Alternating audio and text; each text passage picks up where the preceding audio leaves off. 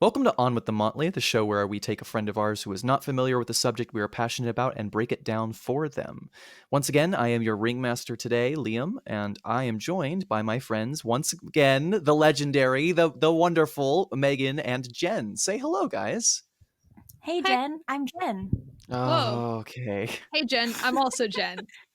Oh my You know, god. we got a couple we had a couple of people tell us last episode that they were having trouble differentiating our voices. So I think it's really important that we all have the exact same name too. Yeah. I think Yeah. they need to get good. Every time I start a new podcast, I also can't tell apart people's names, but I learn. I figure I it out. don't even know if my name is really Jen or not. Yeah. Which one's talking right now? Jen. Okay, and the other one? Jen? It's Jen. Ah!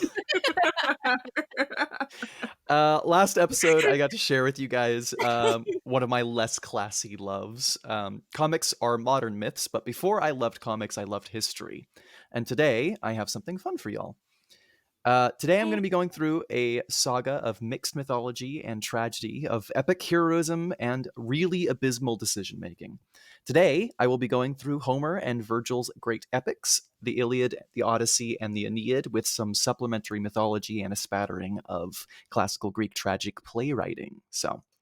But before we get to all that, what drinks do you have for us today, lads? Who wants to go first? I think Jen should go first. Which one's that? Aw, shucks. No, I think Jen should go first. Oh my gosh, you're so sweet, Jen. Oh my god. But you should go first. Me? Yeah. Jen, you're too kind. I guess Well, I can go just how first. I am. I don't remember if I went first last time, but I guess I'll go first now. I actually have two drinks, and one of them I brought because I wasn't sure if I was gonna like the first one. The first one I have is a Greek. Oh, my camera's not picking up. It is a iced Greek mountain tea. It's got Ooh. honey and lemon. Ooh. And Iced Greek Mountain Dew. Incorrect. That's not what Jen said. that's not what I said. It's kind of like, it's very flavorful. It's kind of like a chamomile, but like less flowery and like a little bit savory. And That's then fun. my other drink is a Greek yogurt peaches and cream smoothie. Oh, shit. They're showing us up. They're doing both. They're doing two drinks. Well, I it's only have because one. I originally bought this one because I couldn't find the mountain tea at the Ralph's, and then I went to Whole Foods today, and I found the tea, and I was like, well, I have to try it. I guess I It's gotta. legit. I guess I gotta. It's, Well, right it's on. fitness, and it's very delicious. So I Right have on. two tasty drinks now. I guess I should try the peach one. Can you hear it? Oh, yeah. Oh, yeah. That's good. This is an That's good ASMR for podcast our now, okay? ASMR listeners. Yeah. Yeah, Um, I've hijacked this. while you are tasting the peach, what's the verdict? It says no artificial sweeteners, but the peach tastes artificial. Right. Well, that's the Greek in it. Wow. Mean. That's not good. Hey, once you get to know the gods, you're gonna agree with me. They're fake as hell. Anyway, I don't know. I will go it's really next. the Romans. I will go next, Mr. Achilles hater, Megan. Yes. Yeah. No, I'm dead. Okay. Good. So I have here something that I have last minute decided to call Sands of Troy. This is it in this fancy glass. You can't really make out the color because it's kind of purple glass. But it is basically a virgin pina colada that I have made, and I have made a couple of very minor alterations to it, and it's pretty good. It's pretty nice. What were the alterations? I You believe unvirginate it? no, I virgined it mostly. Fuck you, re-virgins your virgin pina colada. Virgins your virgin pina colada. I fucked that pina colada. I had to do it. It was the only way. God. Oh no. I took that pina colada and I fucked it.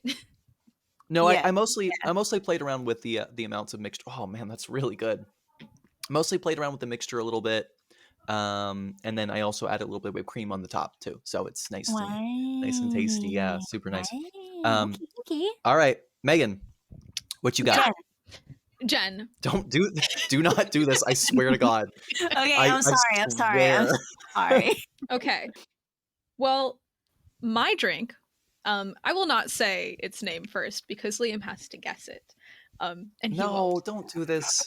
Okay. I legit Megan made their drink here at my house today, and the whole time I was just throwing out Greek references, and I was like, "What the fuck could this be?" And you'll And even never after guess. seeing it, it's super pretty. Even after seeing it, I was like, "I don't know, Persephone." Okay, so for the gang, Mhm. you can't see it because I am in an terribly lit garage.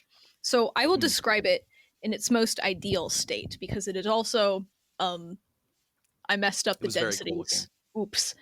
Um It was That's very what I cool did looking. last week, but the Yeah. opposite direction, I think. I will send a reference picture in the Discord and perhaps Liam can put it up for the I will. viewers. But Yeah, basically, make my job harder. Why don't you? yeah, you're welcome. The base of this drink is honestly it could have been a mango lassi. It should have been a mango lassi. I could have used Greek yogurt. Anyways, it is essentially a bunch of mango. I chopped up a fresh mango, blitzed it up Okay. with ice cream, a little bit of milk, and then some coconut cream last minute because I saw Liam had coconut cream and I was like, I want that. That would taste really good with mango. Is for me. Is for me. He had It's for extra too, me. so it was perfect. So it's a mango milkshake with coconut cream, and it should have been a mango lassi. Okay. And then the top Where's the layer Greek? Where's is the tragedy? I'm getting to it, Jen. I'm And sorry, then the Jen. top layer is a little bit of Yeah. bit of the coconut cream Yeah. that was left. No. Some more ice cream to make it nice and thick, and then rose water, so it is a rose flavored coconut milkshake. Mm. And then what I did was kind of like stab the pink rose layer into the yellow layer to create kind of like streaks down the side of the glass. Now, Yeah. Okay. this is where we do an interactive portion. Liam, what do you think my drink is called? Okay. I think it's a Helen in Paris. No. That's what I think it is. Well, fuck. What am I supposed to do with it? Give me some more of your guesses. I think you had Okay. All right. What about an Aphrodite? No. Ambrosia. No. I think it's an ambrosia. Shit. All of these things are relevant, but you wouldn't know that because you haven't gotten the presentation yet. I know the story of the I was a Greek myths kid too. I think it's called a succulent Hector. Ooh. Suck. Is it a succulent Hector? Is that what it No. is? I just took a drink of the succulent Hector. And so I had succulent Hector in my mouth when you said that thing. It wasn't Oh, a don't succulent Hector, but now Don't it say is. that, Megan. Well, you see, Oh. Jen, that's why I'm Don't laughing. say that. Anyways, Well, It's- I've got a mouthful of Sands of Troy, so you know. that sounds like it sucks. Tasty. Anyways, no, you're incorrect, and I knew that you would not get this because it is named after basically the only line I remember from reading the Odyssey freshman year of high school. I really liked it. They described the sky as rosy-fingered dawn. And so that is the Oh, name of my drink is Rosy you've got a Fingered rosy fingered dawn. Yeah. So Rosie Rosie- fingers. Rosie did what to Dawn? Yeah, it's really messed up. Anyways, no, it's the rosy fingers stretching across of like the red Yeah. clouds across the sky in the morning. I love that. Yeah, so I that's what love my that. drink is. All right. Well, good job. You're absolutely correct. There's no way I would have guessed that specific of a reference to the work that I didn't know that you had read. But Oh my god. This guy. I read more without than further Percy ado, Jackson. without further ado, on with the Motley. Now, just for a moment, let go of, this is for all of our listeners. You two can do whatever you want. I don't give a shit. For just a moment, let go of where you are, who you are, what you are, and allow me to serve you as Homer once did. Allow me to tell you a tale, or several, and hear the words flow into each other. Feel the clash of bronze and the cries of rage and lament. Let me tell you a story, and like all good stories, it begins with you leaving a like on whatever platform you're listening to this to. Make sure you leave a comment, subscribe. Any kind of means of getting involved in this is helpful to us. So go ahead and do that if you're enjoying it. Now, if you love doing that, then the Greeks loved doing that. It's very helpful for us. Now, slight disclaimer. Myths are ever evolving. Even way back then, the guy that we think of as Homer, who is the author of two of these pieces of works, we aren't even 100% sure it is the same guy. When he was telling the stories, it was all oral. And when people started writing things, they were writing them, attributing them to a guy named Homer. We don't know if this guy even existed. You might hear me tell a version of these stories that, if you are familiar with them, might vary a little bit.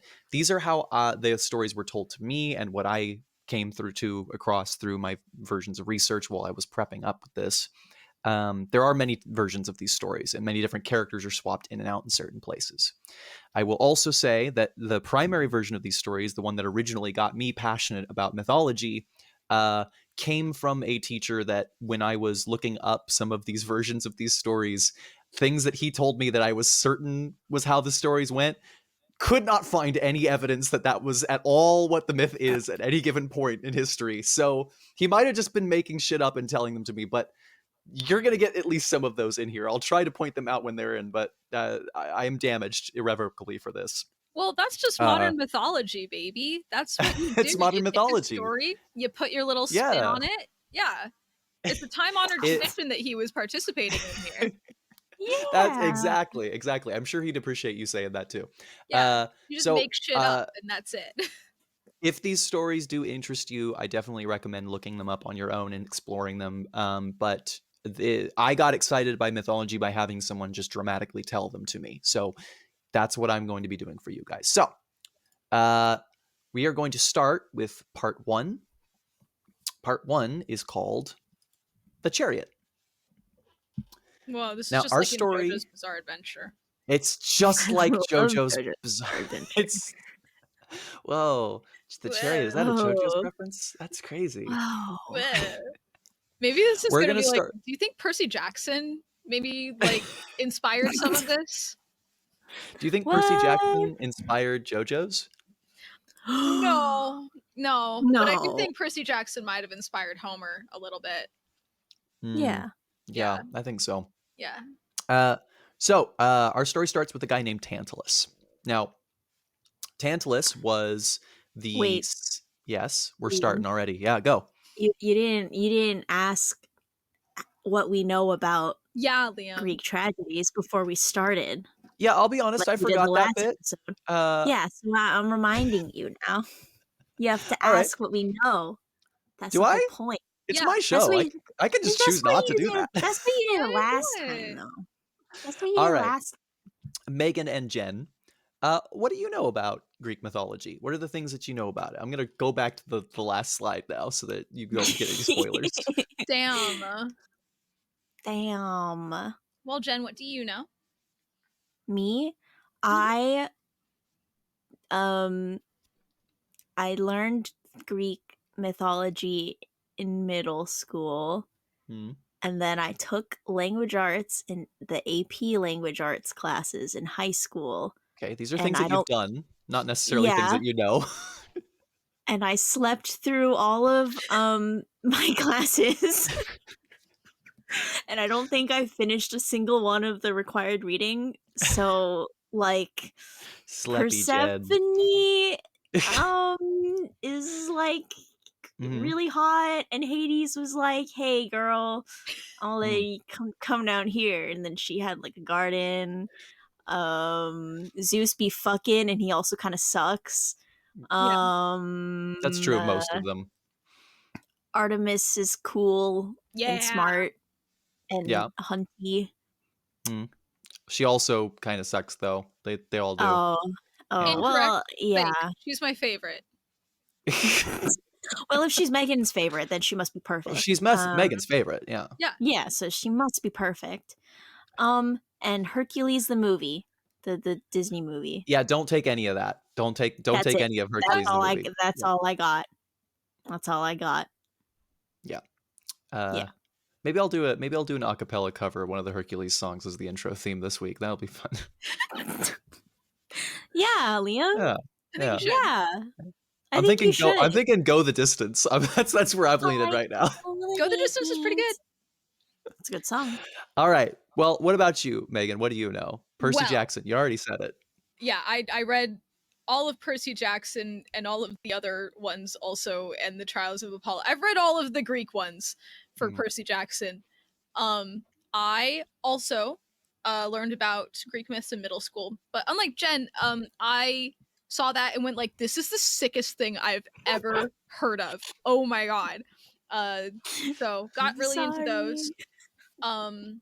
Read through all of Edith Hamilton's mythology for 10th grade assigned reading and got so ungodly mad at the fact that Apollo and Daphne were put in the romances section despite not being a romance. And I got so mad that I wrote an entire novel about it. So got a lot of mileage out of that one. What's your novel called? Home Among the Thorns, and it is not published yet, but I have an agent. We're getting there. We're getting there. And then read all of Antigone in high school. Really liked that one. And then we will actually not be doing Antigone. I almost included the what's his face trilogy. The guy. Oedipus. Yeah. But I last minute I cut it because it didn't really tie into any of the stuff that I'm doing. Yeah, it's not really. I read that one. I read that one. Oh, good. That's the one. His mom. He marries his mom. Yeah, or something. Oedipus Rex. Yeah. 4 kids with her. Yeah. 4 kids with his mom, and there was a brooch, and he stabbed his eyes out or something. Yes. Yeah. So one of those kids is Antigone. Yeah. Oh. It's called The 3 Theban Plays. I've read all 3, but I think I really only cared about Antigone. And then I also took an entire Greek mythology and history course in college because they make you do that when you're a humanities major. So I've done a couple. I've done some, I know some Greek myths. A number of them, more than say. A number of them. Yeah. What do you know about Tantalus? Tantalus. Well, they put him in hell. Great. Well, we're going to start our story with a guy named Tantalus. Oh, man. I also read The Song of Achilles and Circe by Madeline Miller, which are kind of accurate. Yeah. So I know some of the Iliad from a very certain homosexual from a very certain point of view. Yeah. That sounds right to me. It is right. Yeah. It is right. We're very good friends. We'll get there. Yeah, we'll get historically. There. So, Tantalus was a descendant of one of the first groups of humans, according to Greek mythology. He was a good friend to the gods and often would play host for them. Tantalus, however, was really obsessed with the food that the gods ate. The gods had their own special kind of food that was called ambrosia, and it was apparently the best shit ever. It was impossible to compare to. And Tantalus had asked a couple of times, he was like, hey, very humbly, Zeus, I would really like to try some of that shit. Can you hook me up, be a bro? And Zeus is like, oh, man, look, we like you a lot. Well, we come to your dinner parties, but it's just for gods, man. Sorry, it's not really for you. Man. And Tantalus is like, no, it's cool. I understand. Tantalus did not understand. So Tantalus Was gets he to think. perhaps tantalized by the One Tantalized could by food? that say that, ambrosia? One could except for say it was one could say that, tantalizing. except for that's not even a concept yet. This guy's gonna make that a concept. Bro invented So Oh, tantalizing thing. tantalizing. titillating. You'll never So guess what they do to Tantal him in hell. It's pretty tantalizing. Tantalus starts thinking, he's like, why would the gods not want me, their bro, to have ambrosia? I'm like It's the got bro in the cruelest. name. I've got, Ambrosia, dude. yeah, that's for bros.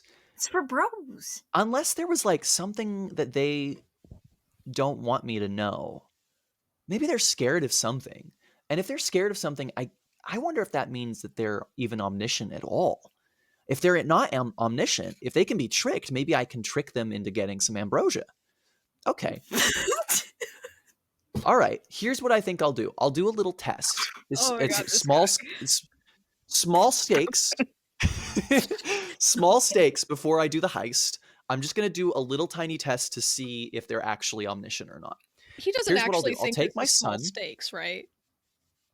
No, This is pretty big stakes. the yeah. test is small stakes. Yeah, the Okay. test it's just a prelude to the actual heist that he's going to Right. pull We'll off later. flame you Definitely. up. Mhm. Yeah. So he's going to take his son Pelops, and he's going to chop his son into lots of little bits, and then put him into a stew. Low stakes. Low stakes.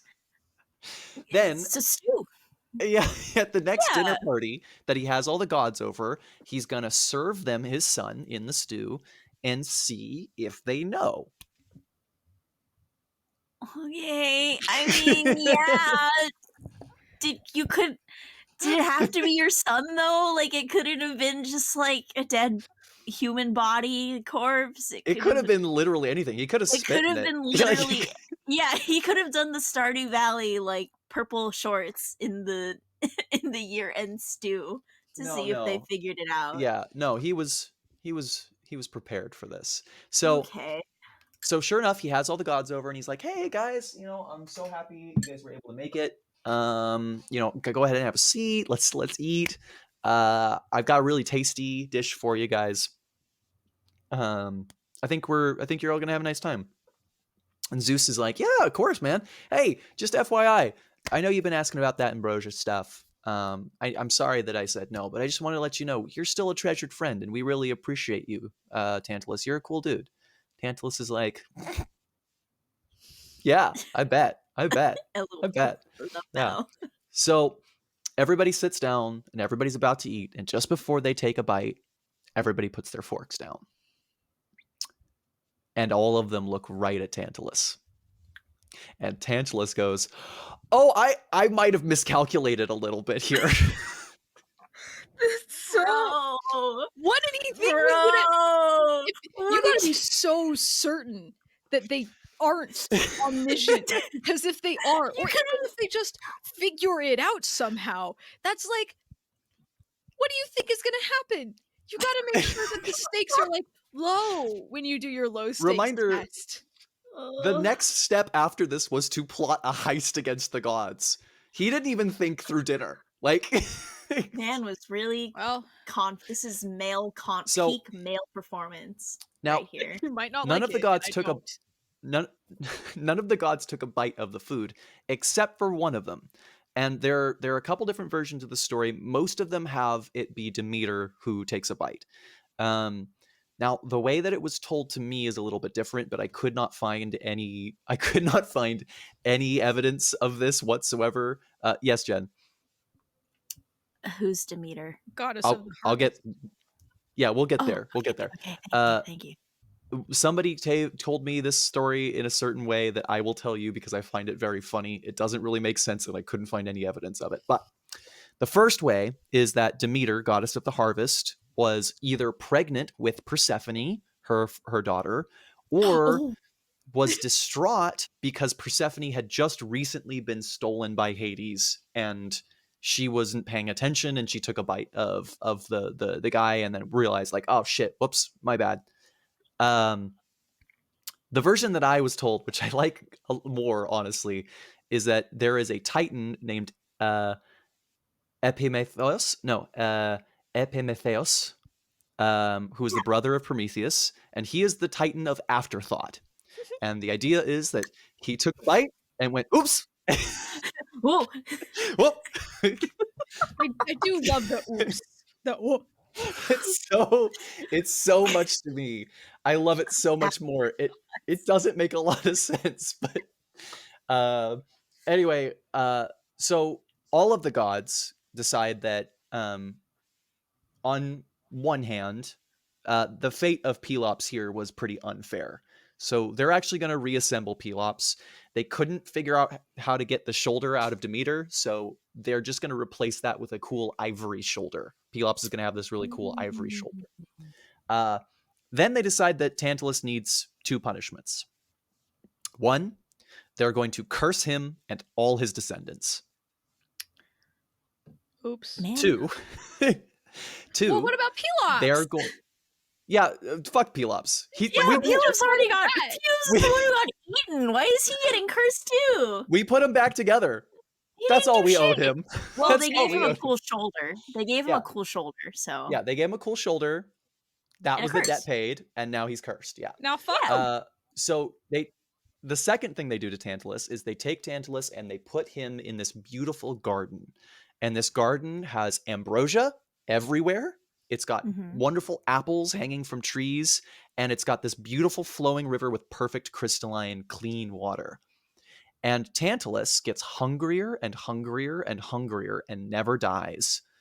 And yet, anytime he goes to reach for an apple or a piece of ambrosia, it nudges itself just barely out of his reach. So fucked up. Anytime you could say he he's goes eternally tantalized. he's internally tantalized, you could say. Myself. Anytime he can't. He's not hate allowed it. to. I hate this. Anytime he This is goes a to the punishment river, for me. anytime he goes to the river to take a drink of the water, he puts his lip to the stream and the stream bends out of the way so that he can't actually drink from it. That's real funny, actually. And that's what he's I want you this is the last we're really going to be talking about Tantalus. I want you to remember that throughout everything else I'm telling you, he's still going through this. Yeah, that's what they did to him in hell. Yippee! Yeah. This is so that's what they're sad. doing. Well, just So, don't the trust next your part- son and feed him to the gods, and it won't happen to you. Well, yeah. Anyway. We'll get there. So What? Pelops, the next part is going to be Pelops hunts for a wife. Pelops grows up. He gets really frisky with Poseidon. They start boning all the time. Wow. Poseidon, yeah, yeah, legit. Okay, right. They Poseidon, Poseidon is Yeah. like, hey, I really like you. I've given you these really excellent horses. I am the god of the ocean and horses. So Ooh, we're going to give you these horses. why horses? Well, he's If also the god of earthquakes. the ocean. Yeah, he's also the god of earthquakes. Okay, well, I mean, Just I get add that because something it else. comes from the sea, but why does he get one specific animal that is not an aquatic animal? Gee, Well, Poseidon, well, why they're do you get seahorses. sea and horses? They aren't horses, Liam. They're just They're horses. not No, he's got- seahorses, though. They're just horses. Yeah, Why he's does got he regular also horses get? too. Why specifically horses and not There is a myth, the and other land animal? I believe he co-founds horses with another god, but I don't remember who. Oh, it was a Nah. collab. Okay. It was a collab, yeah. But either way, what's important for this story a couple of times is that Poseidon is the god of horses. So he gives Pelops some really good horses, and he's like, look, you and me, we've got a good thing going, but this isn't like you can't settle down and marry me, I'm a god. So go out, use these horses, find yourself a babe, get going, you know? Yeah. So Pelops goes to the city of Pisa and finds King Onimas and his daughter Hippodamia. Now Onimas has a pretty beautiful daughter, Hippodamia. She's wonderful. She's rocking. She's super smart. She's super funny. She's beautiful. People keep going to try to race or try to win this woman's hand in marriage. And the king goes, I really like my daughter. I don't really like anybody who marries my daughter because that means they're going to get my throne at some point. And the second that they marry my daughter, they're just going to kill me. I'm not really into that. So what I'm going to do is I'm going to set up a little competition. We're going to set up a little competition. What's going to happen is every time somebody wants to marry my daughter, I will challenge them to a chariot race. And if they win the chariot race, then I get then they get to marry my daughter. If I win the chariot race, I get to murder them publicly. Okay. Reasonable, I think. Sure. These are very equivalent things, I think. Yes. Yeah. Yeah. So, sure enough, many people try to race for Hippodamia's hand. All of them lose and then are really upset when they get executed. I mean, I would too. Yeah, damn. But Pelops shows up and he's like, I got really good horses. I boned for this horse. I boned Yeah. for this horse and I'm going to bone because of the horse. Let's Yeah. go. Let's do it. Honestly, Yeah. great deal all around with these horses. Is that He why me- it's no, I'm thinking of wrong. Yeah. No. He meets Hippodamia and he's like, "Hey, you girl, you and I, we're rocking it. We got great chemistry, we got great vibes." And she's like, "Yeah." And he goes, "Do you have any tips for me, like for beating your father? Because I think he keeps staring at me, and I'm pretty sure he really wants to murder me." And she's like, "Oh yeah, he does that to all of my other suitors." And he's like, "Okay, but here's what you can do. There's this guy, Is that what she Myrtilos. sounds like? Yeah, this is Hippodamia. Hello. Yeah. Huh? Yeah. This makes Oh sense. boy. So, Oh boy. I love Kingdom Hearts 3. So there's this guy, Myrtilos. He's the chariot keeper here, huh? Yeah, our listeners are really gonna dig this, Liam. Thank you. She goes, there's this guy, Myrtilos. He keeps the chariots for my father. He's a really expert at these kind of things. He's kind of deformed, kind of hunchbacky. Don't worry about it. He's cool. He's always really nice to me. And Pelops is like, all right, well, I'll go talk to this Myrtilos guy. And he shows up to Myrtilos and he's like, oh, hi, Myrtilos. Nice to meet you. And Myrtilos is like, I am a son of Hades. No, I am a son of Hermes. And I just don't understand why all the pretty girls go for the scumbags and not the nice guys like me. And Pelops is like, oh, that was a lot of information you just gave me that I didn't ask for. Do you have any idea how I can beat the king at a chariot race? And Myrtilos is like, yeah, the king cheats. And Pelops is like, what? Myrtilos goes, look, I've seen how Hippodamia looks at you. You're a jock. I get it. No. But I've seen how Hippodamia looks at you. The king cheats at all of his races. He has me sabotage the other contestants' chariot. If you make me a deal, I will do an Uno reverse card. I will sabotage the king's chariot and you will win the race. And Pelops is like, I'm liking the sound of this. Let's do it. And Pelops is like, Gorsh, I think it's really, I think it's really important though that you promise me that I will get my reward when this is over. And Pelops is like, yeah, sure. What do you want? And Myrtilos goes, okay. After you win the race, on your wedding night, I want to have Hippodamia before you. And Pelops is like, okay, yeah, sure, that's easy. Yeah, do we have a deal? Do we have a deal? Absolutely. Ben just wants to bone. He wants that lay first. He's like, I only want the very first sip of the Coke Zero, and that's it. You can have the rest. Wow, Hippodamia is a Coke Zero, huh? Healthy. Tasty. Yeah. So Pelops is like, this is the easiest deal I've ever made in my life. Absolutely, go for it. Sure enough, Pelops wins that race. The king fucks it up so bad in his axle falling off of his chariot that he actually dies in the crash. Pelops is immediately made king. Sick. Awesome. This is going Okay, great so far. cool. Yeah. How does Hippodamia feel about the whole Oh, he didn't tell her. He didn't right. tell her. Well, she's Yeah. gonna find out pretty Yes, soon, Jen. one might even say. Do we know what the curse is? What was the curse? It was We'll get bad. there. We'll get there. I know it's obviously bad, but like, We'll get there. I does promise you. Pelops know what the curse is? Pelops, I don't think even knew that the curse happened.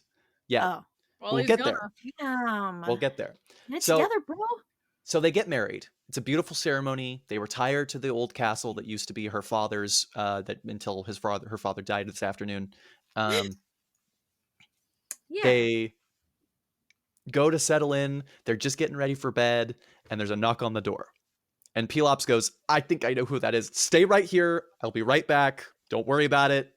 We're good." She's like, "Are we expecting company?" He's like, "Yeah, but don't worry about it. I'll just give me 10 minutes." So he goes down the stairs, puts on his robe, opens the door, and he goes, "Myrtilos, hi, yeah, hi, hello." And Myrtilos is like, "You promised me my reward." I And- forgot you can lie about and- these things. I and- really did not occur to me that Pelops would say that he'd give him the first sip of Coke Zero and then just be like, "No, I'm king now. Why would I?" I slipped my mind. Pelops He's goes, addicted "Yeah, to your a eternal, different person. yeah, your eternal nut on. I get it. Come on, let's go. Let you know what? I'll go get her. But first, let me show you the balcony. It's a really cool balcony. Have you ever seen the balcony?" And Myrtilos is like, that movie we watched. Was it Stardust or Like whatever? Stardust. "Yeah, It's just like that. Yeah. just like Stardust. Let me show you the balcony. It's a beautiful balcony." And Myrtilos is like, "Yes, I see nothing wrong with this as long as I get the girl." And Pelops is like, "You're such a freak. I love that energy for you." Anyway, this balcony has such a great view of the peninsula. I just was talking around with people and I realized that nobody's actually named this peninsula. Isn't that interesting? And Myrtilos is like, "I guess I've never thought about it like that." And Pelops is like, "Yeah, I'm thinking about calling it the Peloponnese, after myself." And Myrtilos is like, "All right, fucking." Okay, so we had a slight technical issue where I left off. Pelops is going like, "Yeah, I think I'll call this place the Peloponnese, after myself." And the guy Myrtilos is like, "Oh yeah, I mean that's whatever. That's kind of arrogant of you, I guess. Egotistical, whatever. Can I see your wife now?" And Pelops is like, "Oh, yeah, about that. Shove." Yeah. Bait. And Honestly, Myrtilos, dude. on the way down, Myrtilos goes, "Curse your sudden yet inevitable betrayal!" And on his way down, he shouts, "I curse you and all your descendants!" before he eventually hits the rocks below and dies. He's already So got do one, curses, baby. like, stack? Yeah, Yeah, He do bloodlines now- debuff stack. Yeah. The bloodline is now double cursed. Oh no, That's so oh no, sad. Bro. man, that's so bad. Man. This Thus- sucks. Thus closes part 1 That's how of it the ends. Chariot. That's how part 1 Man ends. wanted to bone this guy's wife and then got tricked. Like, he ate the cheese in the mousetrap and was like, "Fuck you, mousetrap," and then died. And that's it. That's the first. We don't That's part 1, know baby. what the first curse was. And Well- now we reach part 2, the lamb. Yes, Megan.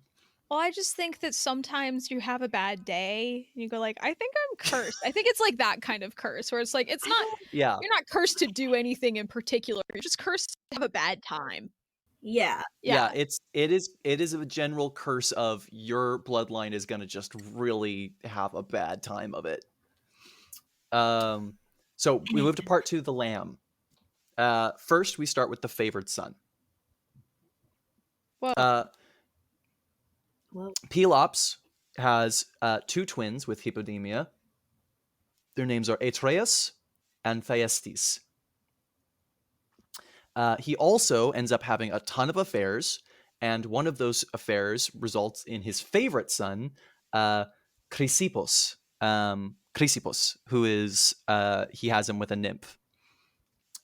Hippodamia sees that Chrysippus is Pelops' favorite child, and she goes, I think he's going to put that kid on the throne. I want my sons to be on the throne. Hey, Atreus, Thyestes, will you come here for a second? I want to talk to you about something. And Atreus and Thyestes come in, and they're like, what's up, Mom? And she's like, scale of 1 to 10. How okay would you be with murdering your half-brother with me? Well, ain't that the Well- way? I mean, And both of them go, yeah, we can make that work. We can swing What are that. the numbers, though, on the 1 to 10 scale? I think 8 for Atreus and probably a 9 to 10 for Thyestes. why half? Wow. Wait, am I Really dumb? did Why not like their half? brother. What? Where's the half coming from? Why is it? Oh, The other mother? Chrysippus is a bastard that was had with a nymph. But Man, Pelops likes Chrysippus more. So, you know. man, you might as well just let him have this Coke Zero, dude. If you're just letting him Sure enough, Hippodamia, Atreus, and Thyestes murder their brother, and Pelops, reasonably pissed about this, banishes them all. Hippodamia ends up unaliving herself, and the two twin brothers go to stay with their cousin, the king of Mycenae. Thus begins the chapter of the fleece. Hermes, whose son was Myrtolos, if you remember, is still a little pissed about the whole, you made a deal with my son and then murdered him. I'm not really super into that. Well, the guy sucked. He did suck a lot. You tried raising your son better? Yeah, get good. No. Hermes didn't want to raise his son at all, but he's got to take ownership when bad things happen, of course. Cool. Better than nothing, I guess. Hermes basically makes a lamb with a golden fleece appear in Atreus's flock. Atreus, who had promised to sacrifice his finest lamb to Artemis in exchange for good harvest every year, basically decides, well, if I kill the lamb but keep the fleece, that'll count, right? I mean, that's a pretty cool, that sheep's got a golden fleece. That's like cool. So kills the lamb, does not follow through with the whole sacrifice, keeps the fleece, immediately starts showing it off to people. Like, oh, no, dude. He's kind of supposed to keep it secret, but he keeps being like, after parties, he's kind of a little drunk, and he's like, hey, you guys want to check something out? Hang on, look at this shit. This just showed up. Isn't this shit cool? Look at it. Yeah, don't tell anyone though. Don't tell. No. Yeah. Thyestes, who's always been jealous of his brother, learns about the fleece and really fucking wants that fleece.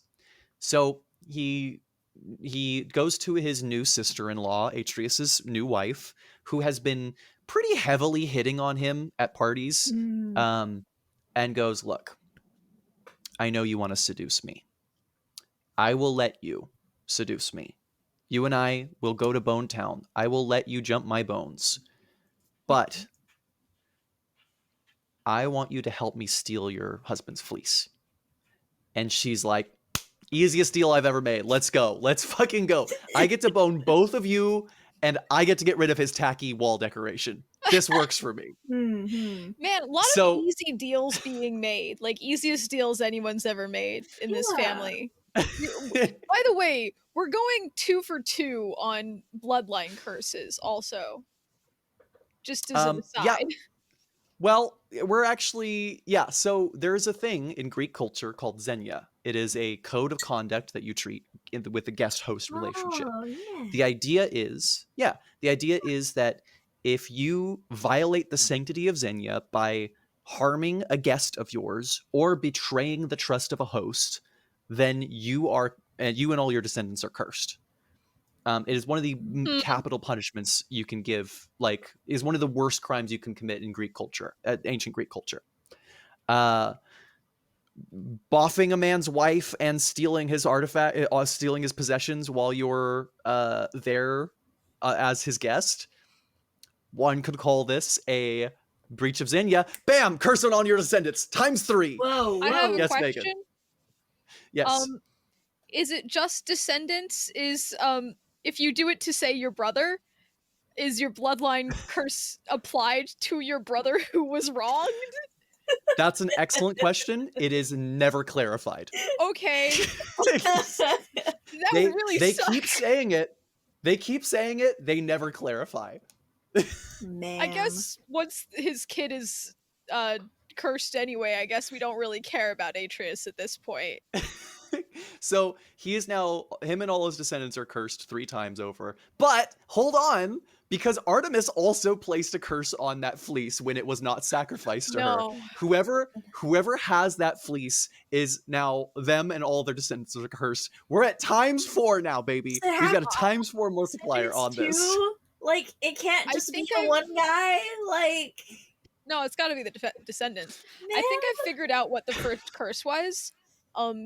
It was a bloodline curse, like magnet. Yeah, like you get Curse more to, curses. to rack up bloodline curses. It's such a hack. It's such an easy hack, though. It's like low effort, maximum, like Yeah, heal. They're going for the any. They're going for the any percent speed run. Yeah. For the bloodline curses here. This is like minimal I think they've effort already won. bloodline curse. Yeah, you know. Then we move into the next part: a king by any other means, or by any means. Their cousin, the king of Mycenae, dies suddenly. Mycenae now needs a new king. The Pythia, the oracle of Delphi, foresees that a son of Pelops should be chosen if they want the city to be prosperous. You will note that there are 2 of those. Atreus, with a shit-eating grin, suggests that whoever can present a golden fleece to the council, to the people, should be made the new king. Thyestes, with a shit-eating grin, agrees and says this is an excellent idea. And Atreus, would you actually announce that to the public real fast? And Atreus, with a shit-eating grin, goes, yeah, I will announce that. Everybody, whoever presents a golden fleece will be king. And Thyestes goes, great, I have a golden fleece. So stupid. This is so Did dumb. Atreus not like? Did Atreus perhaps think, "Wow, my brother is feeling really confident about this strange No, thing"? Xenia. Is this man stupid? So- Is he stupid? Atreus no longer has a shit-eating grin. Wow. Wow. Zeus sees all this go down and decides this doesn't seem like fair play. After a little bit of coaching, Zeus talks to Atreus and tells Atreus to strike a deal with Thyestes. Tell him that, hypothetically, if the sun were ever to just, like, I don't know, reverse course in the sky, they would swap positions. Atreus would be king and Thyestes would no longer be king. Hypothetically, you know? Surely Thyestes, who has just done this to his brother, does not take such a deal, because that would be crazy and insane. Thyestes laughs that off. He goes, I'll take that deal. I mean, what are the odds that Thyestes no longer has a shit-eating grin? Yeah. Because the sun immediately turns and goes in the other direction for a day. Oh my god. Is he stupid? Atreus's Stupid? first order of business? Ban Thyestes from What city. the fuck? This is like a sitcom. What? This is some Thyestes slapstick is shit. Banished. Well, Jen, they didn't have sitcoms back then. All they had was these guys doing This. things in a play. So yeah. Yeah, so okay. Uh, Alright, cool. Atreus's wife comes up to him and goes, hey, look, I know that I not only was not only did I cheat on you, but I was the seducer in cheating on you. I really sought that situation out and made it happen. I didn't know that. I Girl, you don't have to say that. I do legitimately love you. I was honestly angling for a polycule. That did not work out. So I choose you over Thyestes. Will you please forgive me? And Atreus goes, look, I I care for you a great deal. I'm pretty hurt by this. I will forgive you on one condition. You must never, ever, ever mention my brother again. Never. And she goes, okay, I can do that. So any of these Years pass on. Thyestes. Years pass on. Atreus gets sadder and sadder over time. And his wife, though they live pretty happily together, starts to realize what's going on. He misses his brother. She can tell that in the way that he carries himself and the way that he looks out into the far distance, that he misses that part of himself that is no longer there. And so one day she sends a letter to Thyestes and she goes, I'm going to try to ask Atreus to have you over for dinner and you two can reconcile. And Thyestes is like, I've grown up a lot over the last couple of years. I had all this jealousy in my heart for him and tried to steal the kingship from him, and I also slept with his wife, which is you. But I'm ready. I'm ready. If he's ready, I'm ready.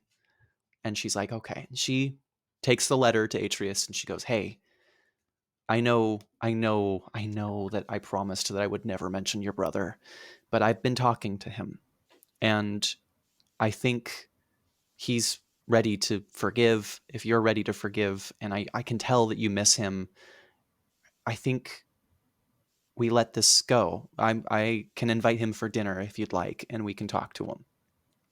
And Atreus goes, okay, let's do it. So they have him over for dinner. Atreus over dinner, they had a really nice time. They have good conversation. And Atreus asks Thyestes, he goes, Thyestes, I have really missed you. And honestly, those 2 days that you were king, I think you did a good job. And I was wondering if you might want to be co-king with me here. And Thyestes is like, I would love that. I would love that. I honestly, I thought that are the best times I've ever been is when we've been working together. And Atreus is like, good. Like when we murdered our brother together. And he's like, yes, exactly. We co-opt that shit so well. Yeah. The And best example Thyestes to goes, have like off the top of your head. Thyestes goes, I think that's a great idea. Also, this meal is delicious. It's so good. And Atreus goes, yeah, you like it? It's our grandfather's recipe. Ooh, yeah. Thyestes goes, our grandfather Tantalus? And he goes, uh-huh. They are eating Thyestes' sons. Okay, I mean, okay, Bro. Atreus stands up and he goes, you fucking thought I was over it? Are you fucking insane? I had one condition. Never mention my brother again. You're banished. Everybody out of my fucking house. my God. Okay. Well, Okay, I mean, Also, you know what? Xenia breach. A curse on all your descendants. wait, And Thyestes okay. goes, fuck you. You breached Xenia too. Yeah. A curse on all your descendants. Guys. fellas. Wait, Oh, hang on. you guys, come on. You guys. Atreus going a curse on all your descendants, Thyestes. It's like they're dead. We're eating them right now. You just killed them. You don't have any more, Atreus. They're gone. Oh my god. Okay.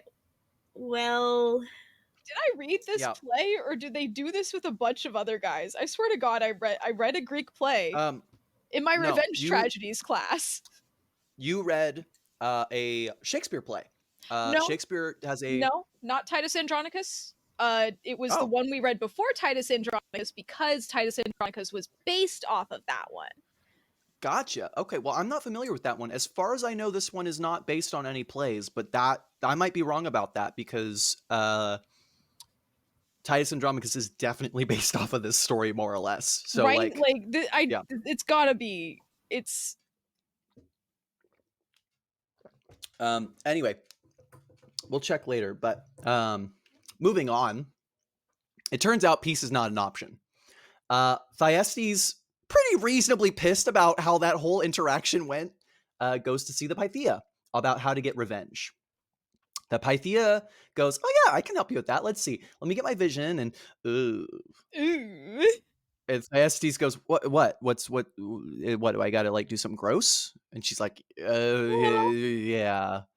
He's like, what do I have to do? Do I have to like crawl through shit? Like, what's the no? And she's like, so the vision I got was literally the only way that you will see revenge against Atreus is if you have a son with your surviving daughter.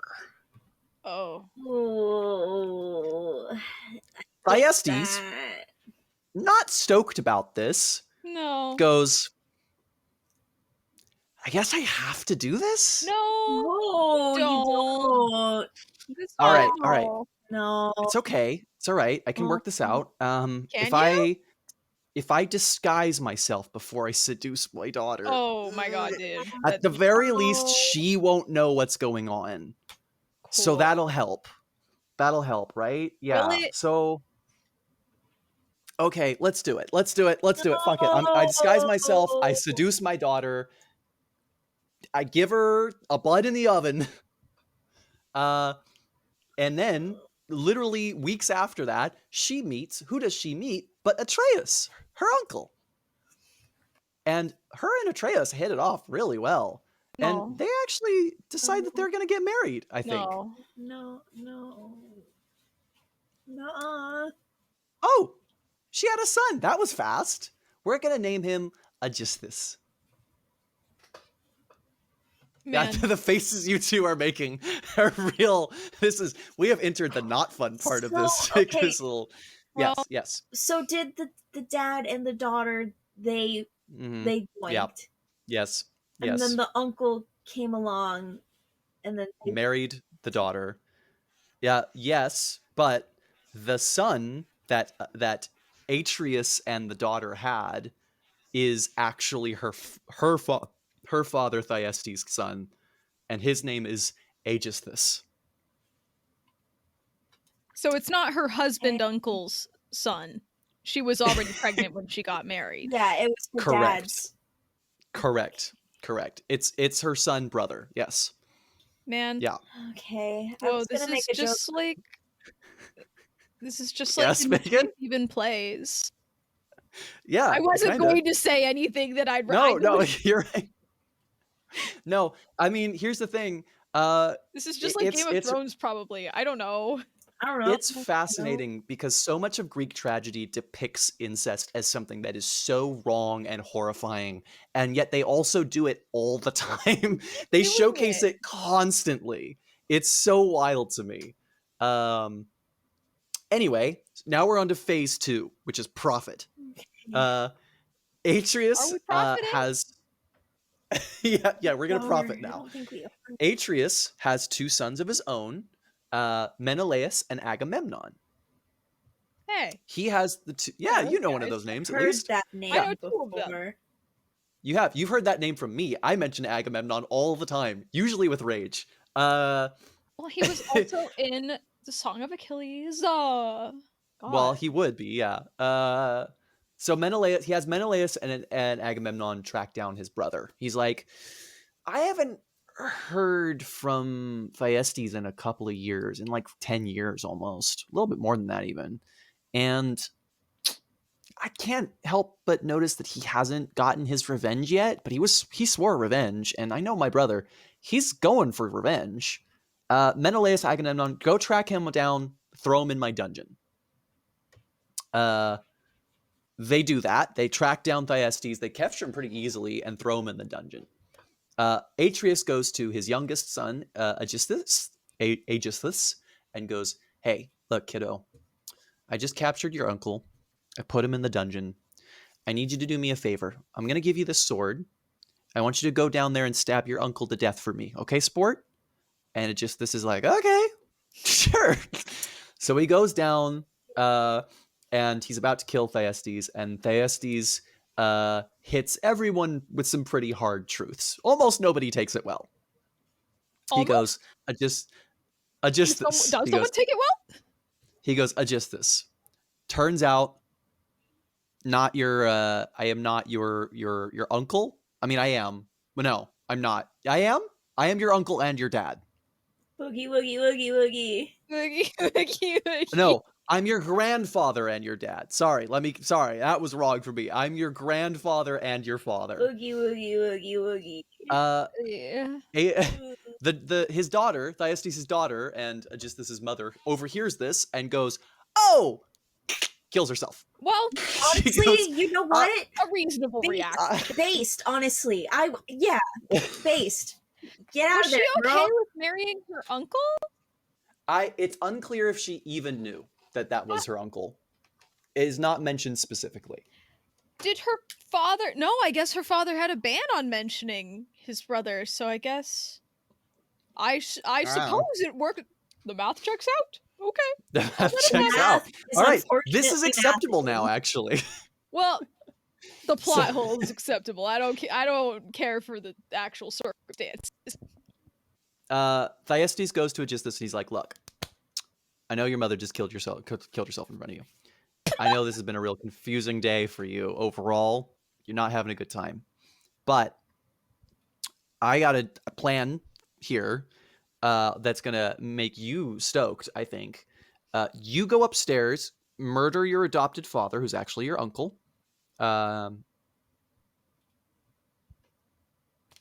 End of story." Pretty stoked, yeah. I love this plan. And Thyestes is like, "Yeah." Or no, not Thyestes. Aegisthus is like, "Okay." And he goes upstairs, murders Atreus to death. Yeah. Thyestes now becomes a king once again of Myceae for at least a little while. Okay. Agamemnon and Menelaus are banished from Myceae. Cool. Okay, yay. By the way, Yes. it was a play that I did read. There are two versions. They're both called Thyestes. One is by Seneca and one is by Euripides. I don't know what version Euripides I read. wrote one. Yeah, Okay, Euripides. so I just straight up missed that in my research then. Yeah, it's okay. I've got you because I took a college class. Thank you. I think Euripides also wrote the Theban ones, right? Or did he write Iphigenia? Well, I can look him up very easily. Oh my god.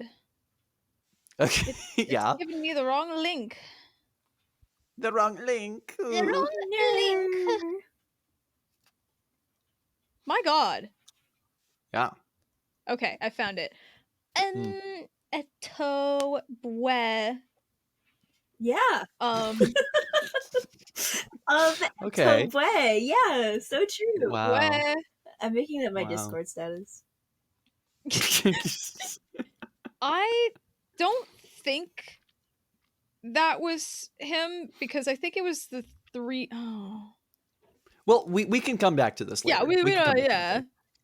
later. Next up, we have the wedding of Helen. So the brothers Atreus head down to Sparta. There, they are both taken in by King Tyndareus and his daughter. I'm using air quotes for everybody who can't see me. I don't like this. His those daughter, Oh, Helen. These ones are fine. These ones are fine. Okay, Daughter, these are okay. Helen. Yeah, these ones are I okay. don't trust that. That's scary. Tyndareus introduces Agamemnon, who he adores, to his actual daughter, Clytemnestra. He's like, Agamemnon, I need you to meet my daughter, Clytemnestra. She's really, really smart. She's wicked smart. I think you are the coolest. You're the hottest shit. Would you marry my daughter, please? And Agamemnon's like, kind of want to marry Helen. And he's like, I know. No, I get it.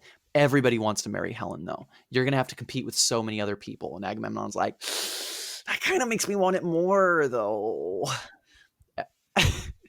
Tyndareus is like, look.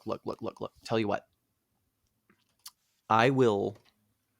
You can just have Clytemnestra, period. And I will give you an army, my army, the Spartan army, to go and kick your uncle off of the throne of Myceae. You can be king of that, and you'll have the princess here. That's pretty good, right? And Agamemnon's like, yeah, okay, yeah, I'll take that. That works for me. And then My God, Tyndareus is how like, does oh, Clytemnestra feel about the fact that she was so second she's into it. tier? She's into She's into it? it. Oh, She okay. gets it because I think she's in this. I don't have no evidence for this. I think she's in on who Helen actually is and gets it. Like, Helen is the most beautiful woman in the world. There is no one who compares to Helen. I don't think Clytemnestra is upset about that. She's got other talents. Helen is pretty. Clytemnestra is smart. Okay, all right. So they are married, and Tyndareus gives his army to Agamemnon to retake Mycenae. Thyestes is kicked off the throne and banished for a third and final time. This guy is really having a rough buddy. go of it. Aegisthus is also banished. Well, yeah. Man, yeah. I mean, yeah. People start noticing Helen. Turns out that nobody knows this, but turns out Helen's actually a daughter of Zeus and a nymph. Zeus entrusted her to Tyndareus just to, look after her because he didn't want to do it. What a guy. People start to take notice of her, and suddenly, like, all these different kings and legendary warriors start showing up in Sparta. Like, hey, I brought this box of treasure. Can I please marry Helen? And Tyndareus is like, oh, wow, I love treasure. And he looks at the big pile of treasure from hundreds of different people, and he's like, why don't you put it over there, and I'll talk to you about it. So he goes to Odysseus, who is a friend of his, who is also one of the people who's brought a big collection of treasure. And But he goes, like in a Odysseus, chill way, perhaps? in a chill way, maybe. He goes to He wants Odysseus to and he's shoot a like, shot, Odysseus, but like, Odysseus, I'm so fucked. And Odysseus is like, what's the matter, man? And Tyndareus is like, well, so I fucked up because I put out that Helen was single and ready to get married, and there are a lot of people here who have just given me a large amount of treasure and brought an army, and all of them want Helen, and Helen can only go to one of them. So Well, that's gonna piss off everybody else. No. They should have read the Bible. King David has a very good idea about this one. Yeah. Are we talking about cutting her up? Yeah, they did that with a baby once. That's Solomon. That's King Solomon. Yeah.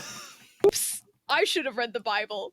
Yeah, I dropped out of Sunday school in kindergarten. Okay, get out of here and go read the That's a Bible, little bit Megan. nicer. I'm sorry. Um, Anyways, we should cut Helen up into a bunch of tiny little pieces, and then everyone gets a piece of her, like saints' relics. It's the same thing, but a pretty lady, but it's her finger. Odysseus goes, I got you. I have a solution. And Tyndareus is like, oh, what is it? And Odysseus is like, so I noticed you have another really hot, smart daughter. And Tyndareus is like, fuck. So Odysseus is like, I've been kind of looking at Penelope, and he's like, tell you what, I'm gonna enter myself in my solution to win Helen. If I lose Helen, if I don't get Helen, I would like your daughter Penelope, please. And Tyndareus is like, yeah, Penelope already likes you, and I like you, and also you're doing me a solid. Oh, Absolutely. Okay. If you honestly solve this problem for me, we're good. You can do that. Easiest deal he's ever made, perhaps? Okay. Easiest deal I have ever made. Yeah, it is life. What happens? They all like each other. Okay, it works out. Odysseus goes, all right, here's what you do. You get all of the suitors up in one room. You set up a competition, and you say that the entrance fee to get into that competition for Helen's hand is you have to swear to protect her marriage as if it is your own, no matter what. And Tyndareus is like, that's a genius. That may anybody who's unwilling to swear that can't compete and thus has refused of their own right to get Helen's hand. They can't be mad at me. And that means that Helen will be able to get a solid husband, and everybody's going to treat that well. You're a genius. And Odysseus is like, yeah. And Tyndareus is like, what's the competition? Is it like a chariot race or maybe some kind of like wrestling competition? And Odysseus is like, oh no, I was just going to have them draw straws. Oh my god.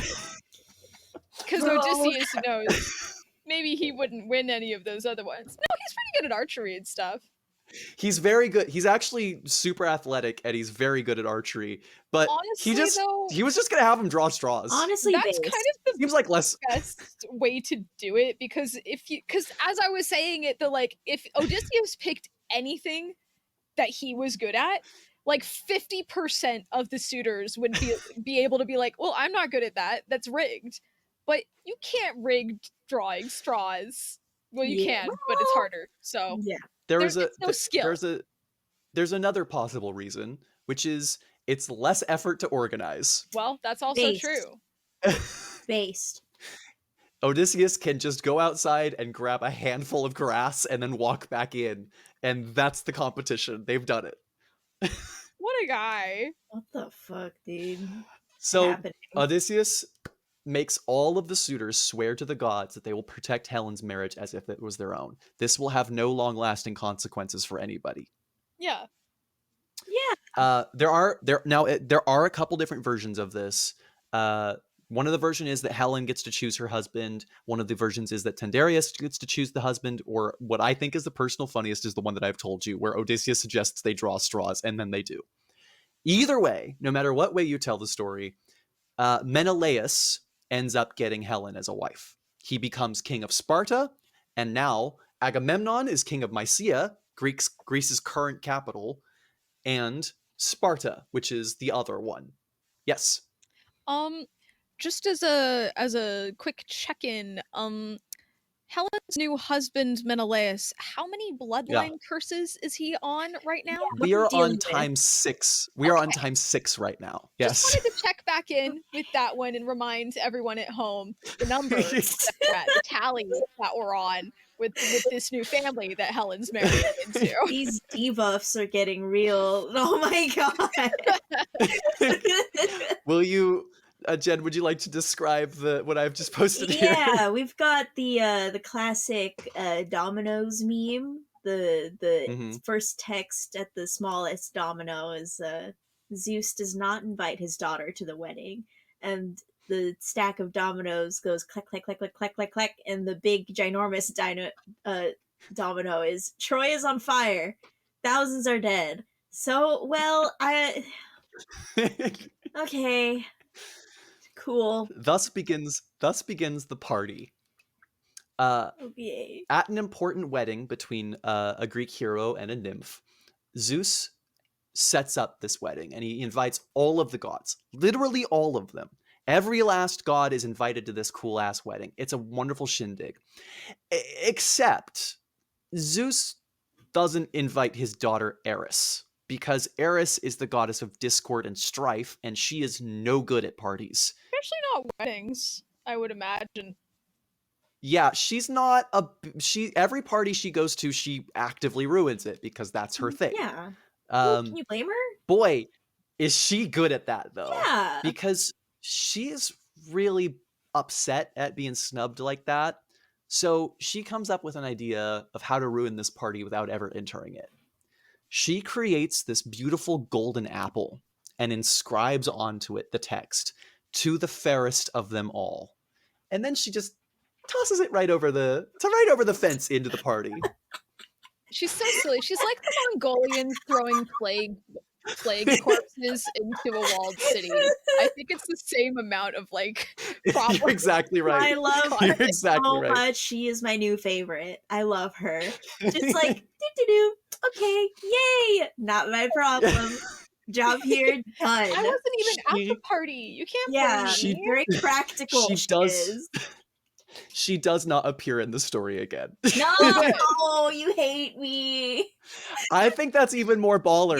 She hate- just throws that shit in, irrevocably changes the course of Greek history, and then just dips out. I just want a bunch of light novels of her just going around fucking shit. I want a Mr. Bean-esque TV miniseries of just this lady. Oh my I god, love her so we much. should watch Sinbad and the Seven Seas then. She's in it. She's really hot in that. She's really hot. She's very hot in that. Also based off of the Odyssey, which is weird because you'd think it'd be based off of Sinbad, but Sinbad's kind of based off the Odyssey. So So it's all full circle, really. It's all full circle, really. So JoJo's Um, Bizarre Adventure. Yes, the apple is in there. In JoJo's Bizarre Adventure. Lots of people see the apple. JoJo's Bizarre Adventure. Lots of goddesses see the apple. Yeah. Most of them immediately know that the bigger fish are gonna fucking crush them for that shit, so they pretend not to see the apple. However, 3 goddesses do not break eye contact. It is Hera, it is Aphrodite, and it is Athena. Now, pause for Jen. Do you know who these Yes. ones are? Yes, do you know who these Can ones you are? repeat the names? Hera, Yeah. Aphrodite, Yeah. Athena. Aphrodite's the love lady. I know her because Yep. she's really hot in the game Hades. She is, Yes, that's true. yeah, it's good. And then Athena, she's hmm the smart one.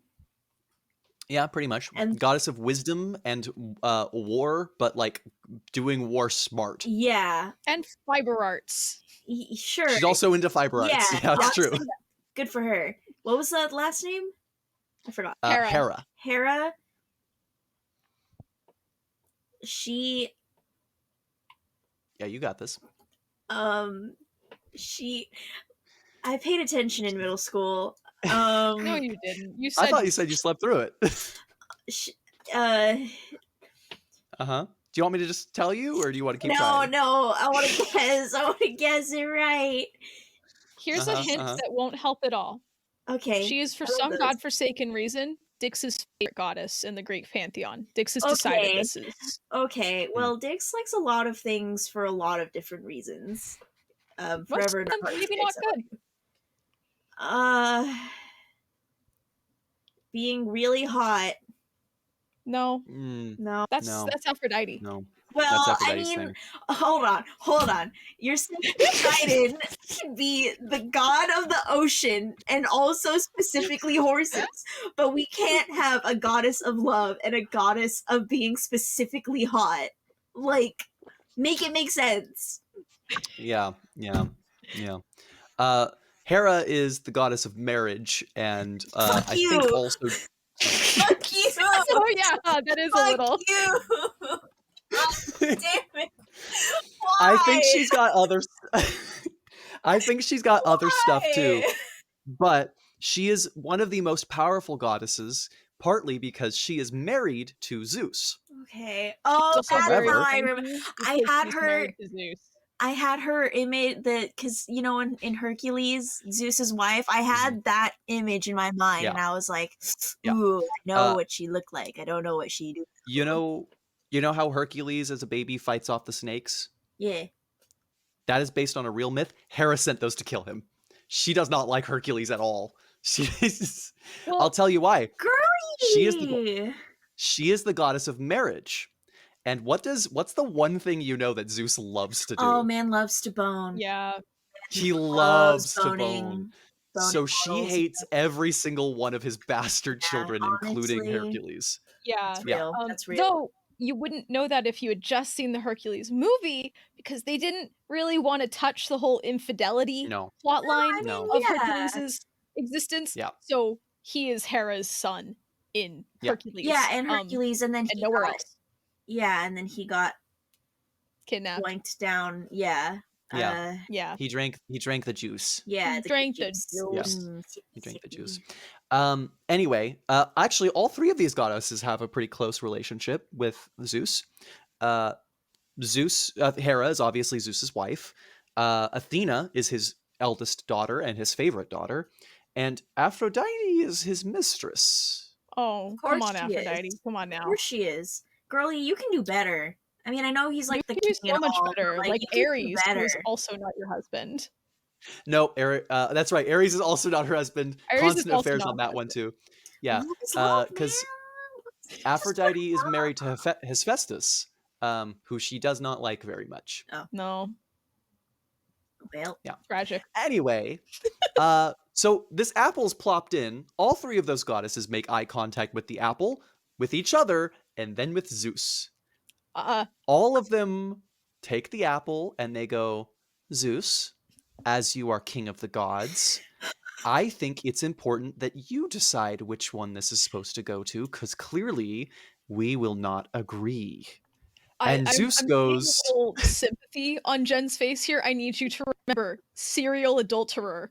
This is No, what he deserves. I know, but it's just like a who's your secondhand favorite? cringe. Like who's Yeah. your favorite? Like if you had to choose one, like these three are they're all pick me's. It's all pick-me's except for every single one of them can level a country with the pure spite that they have in their bodies. And they will. And they will. Troy, Zeus perhaps. Zeus has Kill Bill sirens going on in his head right now. He is like, I am fucked. I am so fucked. I am so fucked. This is the worst possible situation for me to be in. God damn it. He ends up deserves like some of these scenarios every now and then, I think. He's looking around. He's like, oh God, can anything save me? Can anything get me out of this situation? You're Zeus. God, oh God. You're the god. Stop it. Can something please save me? And he locks eyes way, way, way, way, way off in the distance, in a distant land called Troy. He locks eyes with some twerp. And he goes, that guy, he's really cool. He can solve this problem with you. Take the apple to him, and whoever he picks, that'll be the answer. And the ladies go, okay, we'll be back. And they go off. They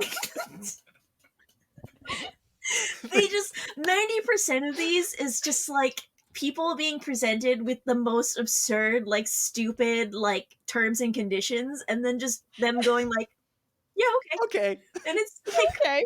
a little, literary and out, like, a little bit. Can the gears turn like a little bit in your brain? No, okay, I see. So they go off to meet this guy. This guy's name is Paris. He is a prince of the city of Troy. Is he French? Perhaps He's not. He's not actually, because the French got it from these guys. His name was actually probably something like Pierre or Pyri or something like that, but they fucked it up over the years, as they do with language, as all languages do. No, the French. We want French viewers. Don't say this. Sorry, French viewers. Sorry, apologize to France. Sorry. No. So Paris is like, oh shit, Hera, Aphrodite, Athena, I have posters of you on my wall. It's so nice to see you. To what do I owe the pleasure? And they're like, which one of us is the hottest fuckwad? And he's like, whoa, wait a minute. Hang on. I was very unprepared for this conversation. What is the context? And like, it doesn't matter. Here's the thing. And Hera's the first one. She steps up to him and she's like, look, sweetheart, you and I both know that if we're looking at this literally, there is an obvious answer here. But fairest can mean a lot of things, can't it? And he's like, yeah, it can mean a lot of things, Hera, yes. And she's like, good. I just want to let you know that, like, people who think that I'm the best, they often get loads and loads and loads of money. They even end up as the richest people in the world. For instance. And Paris is, for instance, Mark and Paris is like, and horny. okay, I can live with this. I can live with this.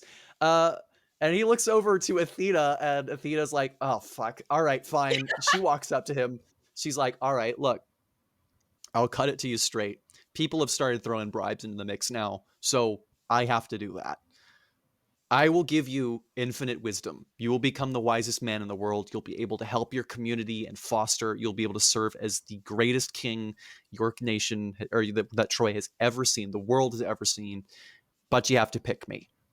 Athena and he's like, okay, not winning this one. I'm gonna be real here. Yeah, I feel like that he's like, okay, it's like, sure, that all right, that sounds nice. And he looks over to Aphrodite and he's like, so Twirly's my what are you gonna offer, Aphrodite, goddess of love and beauty? Yeah. I think she should have just said, like, if you don't pick me, I'm gonna cast small your dick. so like, choose wisely. Man.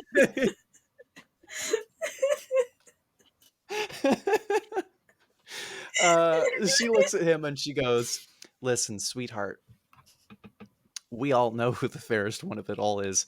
It's quite literally my domain. This is a silly choice anyway. Mhm. But I overheard Athena bribing you with wisdom, and Hera bribed you with wealth. I'll bribe you with love. And he's like, okay, I'm in. And she's like, no, no, no, no, no, no, no. Not me. I'm anyway. going to make sure that you find your true love. Aw. You will have your true love. That will happen. Not everybody gets that. That's actually really rare. And Paris is like, oh, yeah, I mean, I guess it's only fair. I mean, you are the fairest of them all, Oh my so god. you're the fairest of them all. And Hera and Athena both tilt their heads and go, we will remember this. And then they leave. Sucks for Paris. Aphrodite goes, oh, sweetheart, I'm so happy that you made the correct choice. Okay, I'm going to show you your true love. And he goes, wait, are you going to create a true love for me? And she's like, oh, no, she already exists. She's out there. And he's like, oh, well, you're going to show me who it is and then I can go and find her? And she's like, yeah, I'll make sure that you guys get to meet. And he's like, oh, cool. Okay, well, go ahead, show me to her. And she holds up her hand, and in front of her, Paris, he sees Helen of Sparta, wife of Menelaus. Silly. The face that Jen is making right now. Yikes! Holy, this is like a fucking teleserie out here. Jesus Christ! Oh my god. Well, that's a little awkward. But he's gonna. Paris goes, The deal was that he gets her, right? yeah. So Paris goes, Mm. that's amazing. Can I go see her? And she goes, yeah. In fact, she lives in the city of Sparta. And he goes, oh, wow. We're actually going, me and my brother are going to Sparta right now for a diplomatic mission. We're literally packing the ship right now. And she goes, great. I'll make sure you two get to meet. A And he's like, diplomatic mission to this is Sparta awesome. with the queen I'm so of Sparta. excited. You're gonna fuck the queen of Sparta, dude. She's married. Cool. So now some of you have already figured out where this is going. Can we revisit the definition of xenia, please? Yes, xenia is the protection of guest-host relationships. If you betray your host's trust or harm a guest, then you and all your descendants are cursed, baby. So I'm going out on a limb here. Do you think No. that fucking your host's wife, she is your true love? She is your true love. The goddess of love said it. She's your true Like, love, definitively. If you Yeah. fuck your host's wife, is that harm? I'd argue no. I'd due to the argue fact that no. No one was hurt. No one was hurt. Everyone's having a Unfortunately- great time, really. Unfortunately, She was screaming, but not the in like a bad host- way. Unfortunately, the host has to not harm his guests. The guests can't betray the host's trust. Oh well, I don't Mm. welcome someone into my home and say, With- by the way, I'm trusting you not to fuck. You not to Right. fuck Not my to wife. bang my- So yeah, like, if that's not yeah. explicitly said in the terms and conditions of the trust that you are Yeah. entering into, then like Well, surely don't it's fine, worry. right? Don't worry, because Paris is gonna make it worse. So Paris shows up in Sparta with his brother. They have a really nice diplomatic mission, and the whole time, Paris's brother, I think it's Hector that's with him, but it might be a different brother. Hector keeps going like, "Hey, bro, you keep like, we're walking through and in all these important meetings, and the whole time you seem really distracted, like you're looking for someone. What's going on?" And Paris is like, "Oh, nothing. Don't worry about it." And eventually, he Don't sees worry Helen. about it. I am going to start the biggest war in the world soon, but it's okay. Don't worry Don't worry about about it. it. They're Don't worry sitting. about it. They're all sitting at Menelaus's dinner table. Everybody's talking, having a good time. Menelaus is talking with Hector. They're talking about battlefield stuff, and Menelaus is like, "You're really cool, Hector." And Hector's like, "Yeah." And you know, Paris is actually pretty handy with a bow, right, Paris? And they both turn over, and Paris is like seductively putting a piece of broccoli into his mouth while staring at Helen. And Helen is like eating mashed potatoes, like with so much tongue, you know. And all of them kind of look at the two for a second, and Menelaus goes, "So, anywho, Man. Man. wait, those new chariots they've come out with are really cool, aren't they? And Hector's like, yeah, yeah, yeah, yeah, yeah, yeah. Hey. Hmm. So in the middle of the night, Paris sneaks into Helen's room and he's like, Helen, I know this is going to sound crazy, but when I met you, there was this like energy, this connection, like almost like it was true love or something. I don't know. Um, I think I love you and I want you to be my wife. And she goes, there's a I don't know if you were paying attention. Thing. You're gonna But get I already have that. I already have one of those. And he's like, "You've got a wife?" And she's like, "No, I am the wife." And he goes, "Oh, yeah, no, don't worry about that." She goes, "What do you mean don't worry about that?" He goes, "Well, I've got a plan. See, I've got this barrel that I've snuck into your room. Get in the barrel." I love The Hobbit. In The Hobbit, yeah. Yeah. And she's like, "I'm not going to get in the barrel." And he goes, "Oh, well then you can just walk with me to my ship then and we'll leave in the middle of the night." And she's like, "This is a bad idea." And he goes, "Yeah, but like, hang It's on." true love, And he takes baby. off his pants. They have sex, and then she goes, "Yeah, we gotta go. We gotta go right now. I follow. I'm about to risk it all for that dick right now. Let's go." Good lord. Okay. So this is not included in any version of the myth that I have read, but I can't help but imagine Paris knocking on Hector's door in the middle of the night in Sparta and going, We gotta go. "Hey, we gotta go right now. We gotta go right now." And Hector, who is not only a family man but very honorable, is standing there like, what the fuck is? Why? Are you, oh no! Oh no! Oh, we got it! Oh, we gotta go! We gotta bounce, man.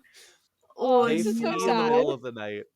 They flee in the middle of the night. They go back to Troy, and Menelaus wakes up, walks into Helen's room, sees the state of disrepair it is in, and goes, "Huh. Huh. I thought they were acting weird at dinner last night. Well, I better go call my brother." So he gets in touch with Agamemnon, and he goes, "Yeah, I don't know what the fuck to do. Like, I guess I want blood." And Agamemnon's like, "We could get you blood." And he goes, "Oh shit! Helen's marriage is everyone's marriage." And Menelaus is like, fuck. "Oh, that's right. Oh, we can just We have everybody. Get them together. literally all of Greece. Wow. Literally all of Greece has to go to war with Troy now." Oh my god. Oh my god. And Agamemnon, who has been wanting to invade Troy for years, is like, your wife cheating on you and running away with another man is the best thing that has ever happened to me. And Menelaus is like, "That's a weird thing to say, but all right, I'm with you here. Let's go." Oh, Thanks, brother. Oh. They get the band together. Let me tell you, they are on a mission from God. From God. I bet Odysseus Agamemnon, is feeling real great about his genius plan right now. well, we're gonna get to that because Menelaus and Agamemnon collect every king of Sparta or every king of Greece for this. The only one that I was going to go into detail was the collection of Odysseus, because Odysseus hears about this ahead of time, and Agamemnon shows up and he goes, "Penelope, it's good to see you again. Your sister, she'd love to have you over for dinner sometime." Penelope's like, "Yeah. And Agamemnon's like, "So, something happened, something came up. We need Odysseus for war." And she goes, "Oh, you didn't hear?" And Agamemnon's like, "Well, what?" And he goes, "Oh, yeah, Odysseus had an accident last year. He went mad. He's very insane right now." And Agamemnon's like, "He's insane?" She goes, "Oh yeah.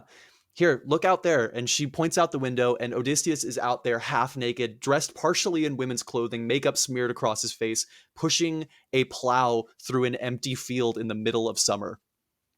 That seems Okay. pretty And she crazy goes, to me. Okay. she's like, "He does that all day and all night. He barely eats and barely drinks. That's it." And Agamemnon Probably goes, just leave him. "Huh. So I guess your recommendation is that we don't take Odysseus to war then?"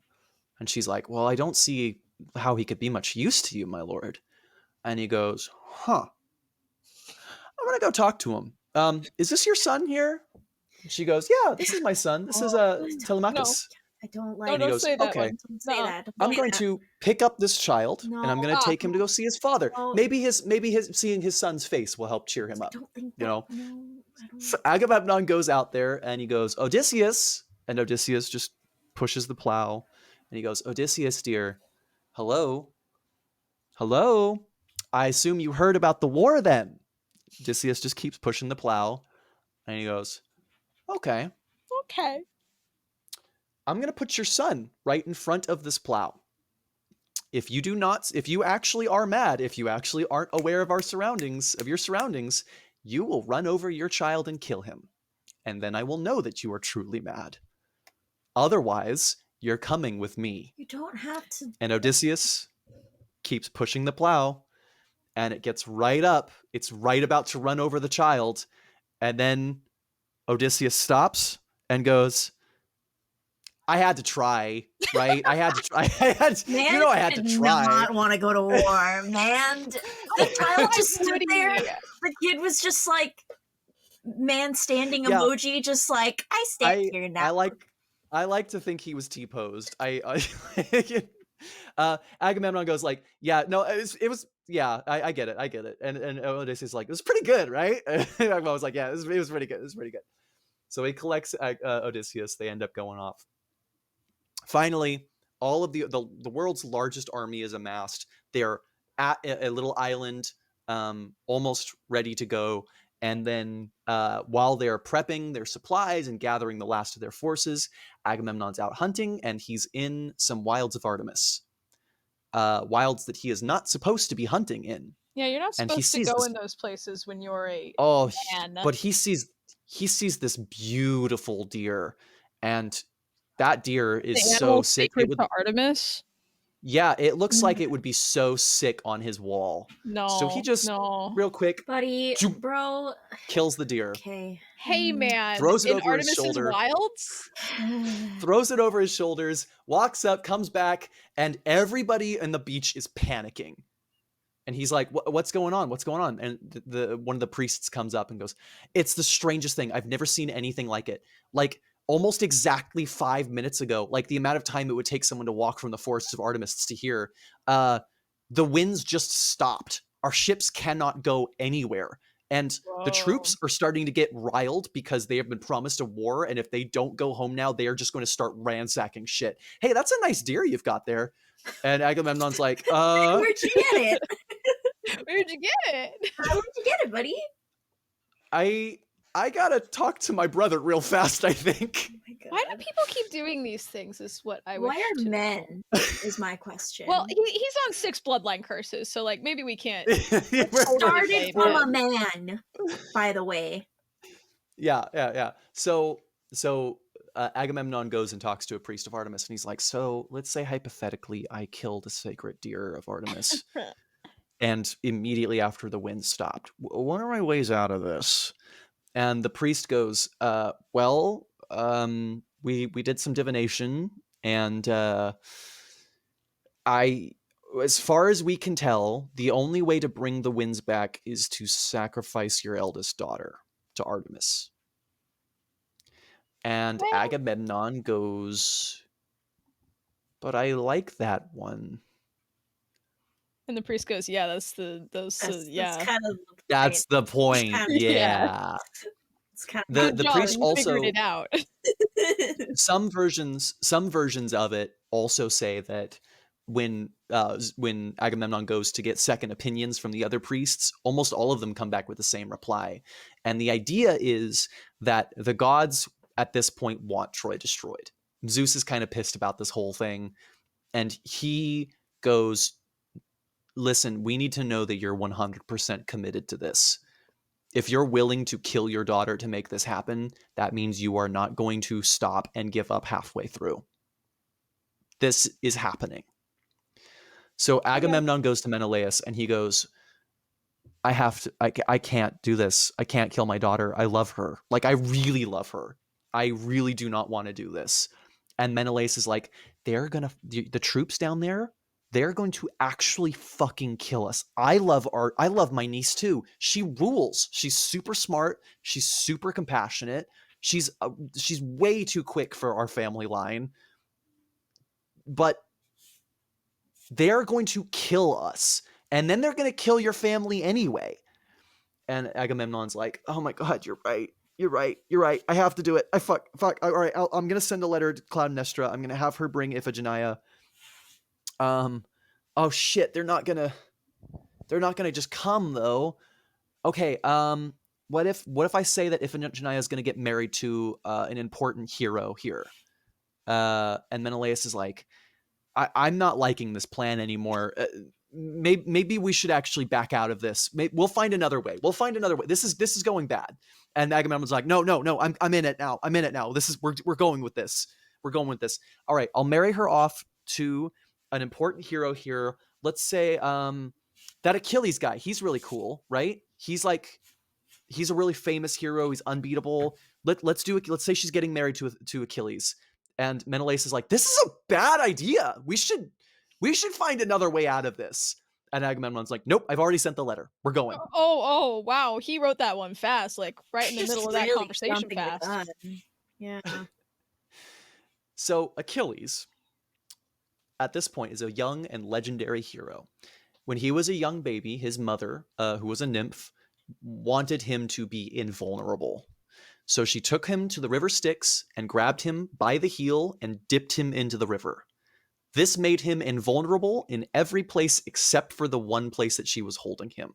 So Achilles is such an incredible warrior. He's extremely deadly and invincible so long as he isn't attacked in specifically his heel. His Achilles heel, one might call it.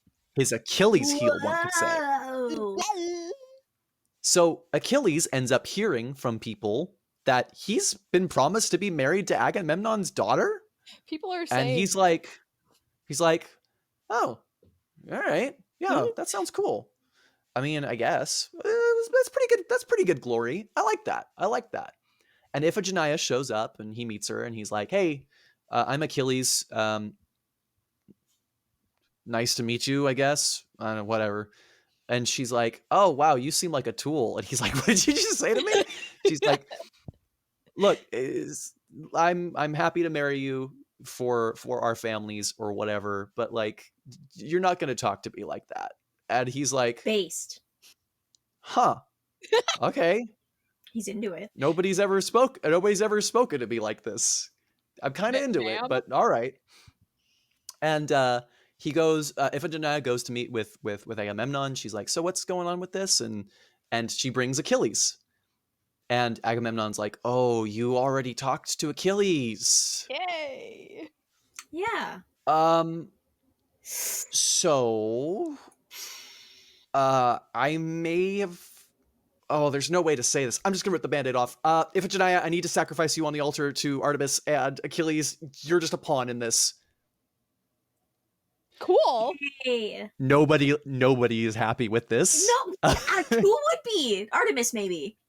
I don't know. Artemis is probably having a pretty good time right now. Yeah, she's like, nice. Achilles goes, the fuck you just say? He puts Iphigenia behind him and goes, how dare you do this to me? How dare you do...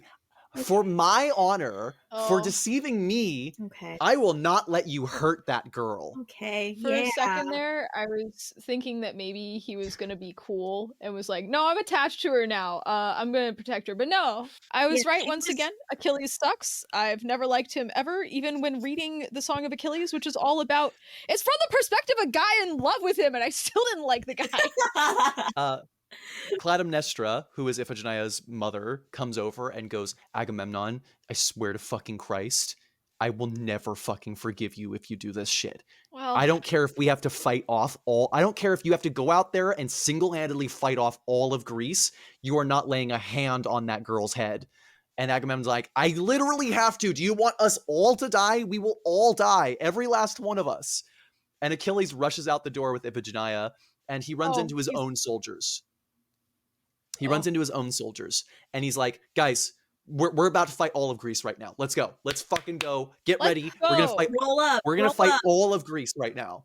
I think And the the Myrmidons have Myrmidons, got this. go, no, we're not.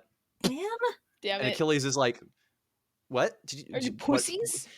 What is going on? People have pussies. been not giving me exactly what I want when I ask for it all day, and I don't understand what's happening. The Myrmidons go, dude, we've been out here for 6 months prepping for this war. All of us left our homes and our families. We're killing that girl. Like, we're not going back on this. And Achilles is like, all right, fine. I'll fucking kill all of you too. Let's go. I'll fight literally every last single person in Greece. Let's go. Iphigenia, get behind me. And she goes, Achilles, hang on. This is dumb. This is really stupid Yeah. of you specifically, but in general, this is bad. She goes, look, there are two ways that I go out in this situation. One, fleeing in terror, and eventually you slip up or I die in fear. Or I give my life to serve the greater Greece. And I go down in history as a legend doing that. Oh, this is because you're I know which one stupid. I know which one I prefer. She's like, Achilles, you're a complicated person, but you're an incredible warrior. I would really, really, really, really be heartbroken if you died over this stupid shit. Is he complicated though? I I don't find think him he And quite is. Achilles Very simple, actually. simple. and Achilles goes, "Oh, well, now that you've said that, I kind of want to fight for you more. Um, this was about my pride before, but you're actually really cool." And she's like, "Yeah. I know. Anyway, Anyway. bye." Bye. So, in the end, Agamemnon does end up sacrificing his daughter, and Achilles has a new grudge with Agamemnon in general. And there is a really famous production from the 60s or 70s, I think, a Greek production of this play that they made into a movie.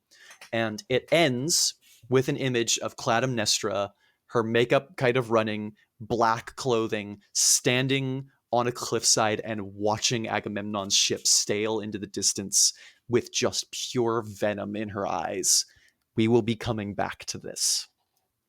Yay. However, we're on to the Iliad, everybody. Woo! Happy. So this image that I have here for you, it was permanently burned into my brain as a child. This is from Where's Waldo Goes to Hollywood. They have a Siege of Troy. Somewhere in this image, Waldo exists. Don't waste your time looking for him, but he is here. If you want, you can pause the video.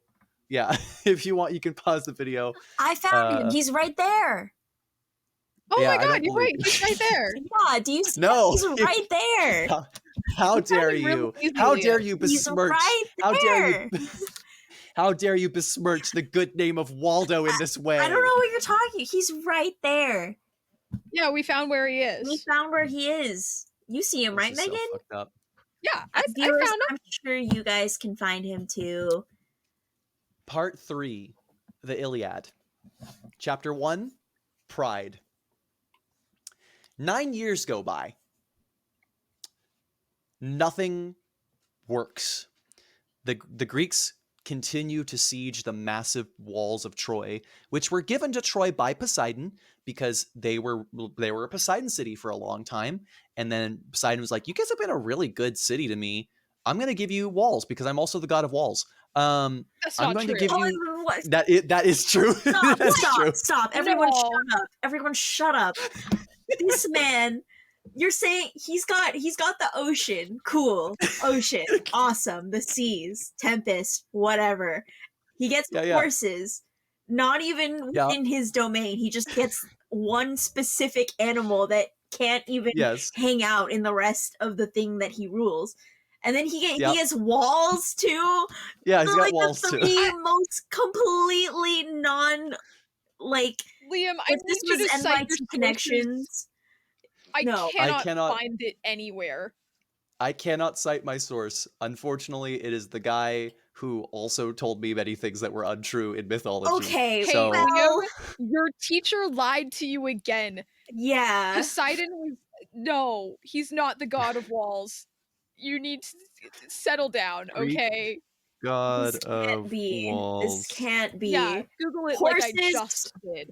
Is he Let's see. actually the god of horses Yes. Yeah. too? Yes, What it the is fuck? actually. Yes, God of Horses. Yeah. Why? That's God why of Horses Percy is real.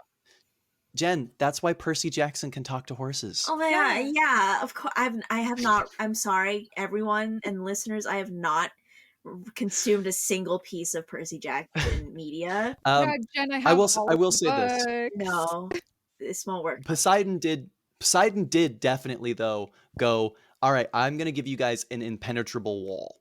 And I do one thing believe that's that he would super do that. something that's super cool about Greek gods is they cannot take sea backsea. That is a noted thing with the Greek gods. They can do incredible incredible stuff. If they say they are going to do something, or if they do something, they cannot ever undo it. Okay, So cool. Poseidon gives them an impenetrable wall, and they go, "Cool. Let's just stop worshiping Poseidon now. God damn it! Come on, man. We're good." Yikes. Yeah, Poseidon's pretty pissed about that. He feels a Man. little jaded on that particular deal. Love Rough those guys. empire. Come on. So the Greeks are just throwing themselves at this wall, and they are not doing anything. It has been 9 years of war. Inside, there is King Priam of Troy, who is an older gentleman, and his eldest son, Hector, who is my favorite character in all of this.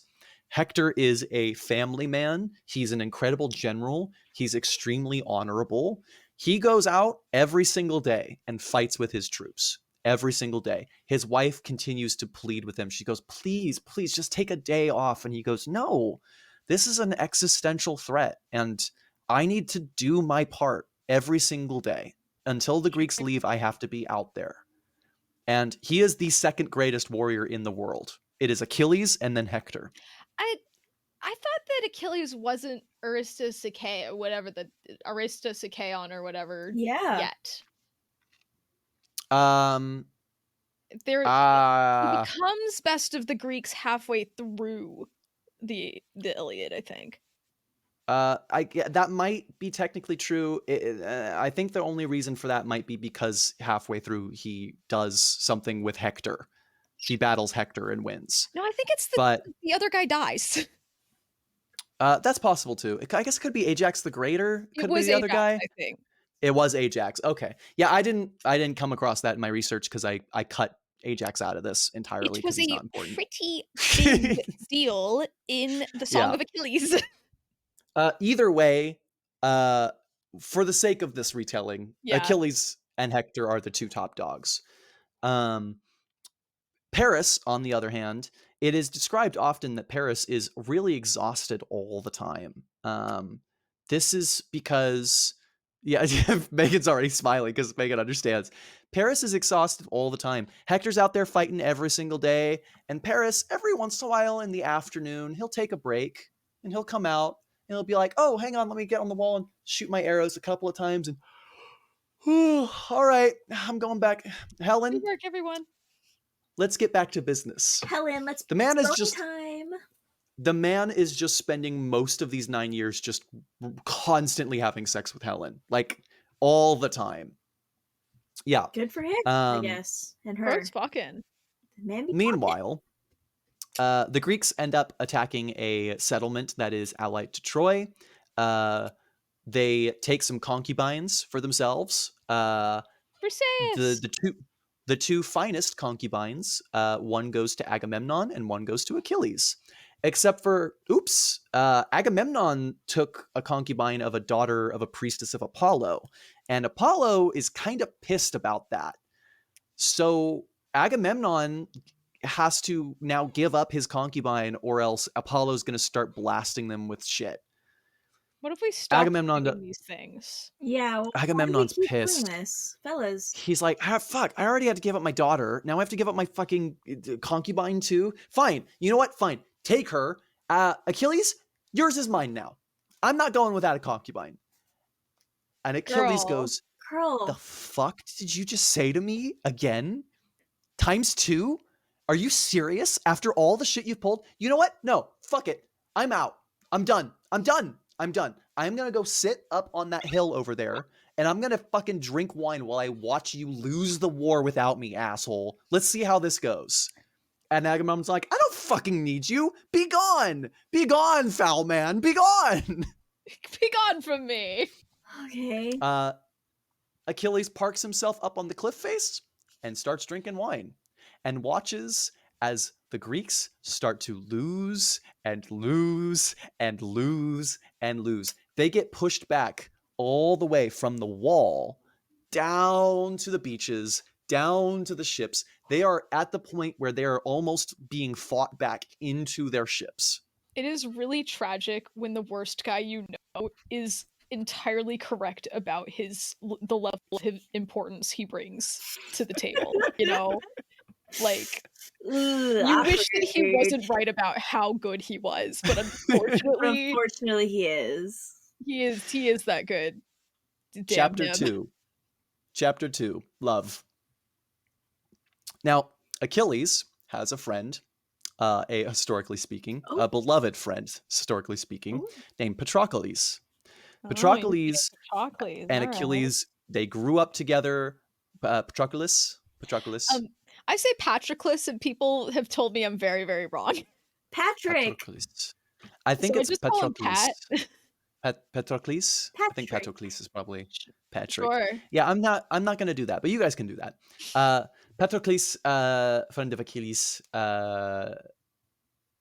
beloved friend. Yeah, historically speaking, they're super gay. They're so gay, guys. It's really there's no way that they are not boning down. But Well, even there in is my a way. research, Historians call them cousins sometimes. that's the thing. That's the thing. That's the thing. Yes, that was also legit in one of legit while I was doing research for this, 2 of the 3 things that I researched referred to Patroclus as Achilles' beloved friend. And it's like they're literally clinging to each other in the afterlife, and it's like, oh yeah, that's Achilles' good friend. And it's like, sure, yeah, okay, if you say so. Patroclus watches the Greeks lose and lose and lose, and he starts to get kind of pissed. He's like, Achilles, you're sitting up here. You're a fucking drunken mess. You're just sitting in here seething, and our people are dying down there. And Achilles is like, fucking tell that to Agamemnon then. Patroclus is like, all right, you know what? If you want to stay here, fine. He goes, and one night he takes Achilles' armor and puts it on and goes down, and he starts fighting with the Greeks. Ooh. Glory, battle. Achilles, Patroclus and Achilles' armor, starts pushing the Trojans back bit by bit, bit by bit. He's rallying their forces. They end up pushing the Trojans all the way back to the wall. Now, Hector has consistently had a rule.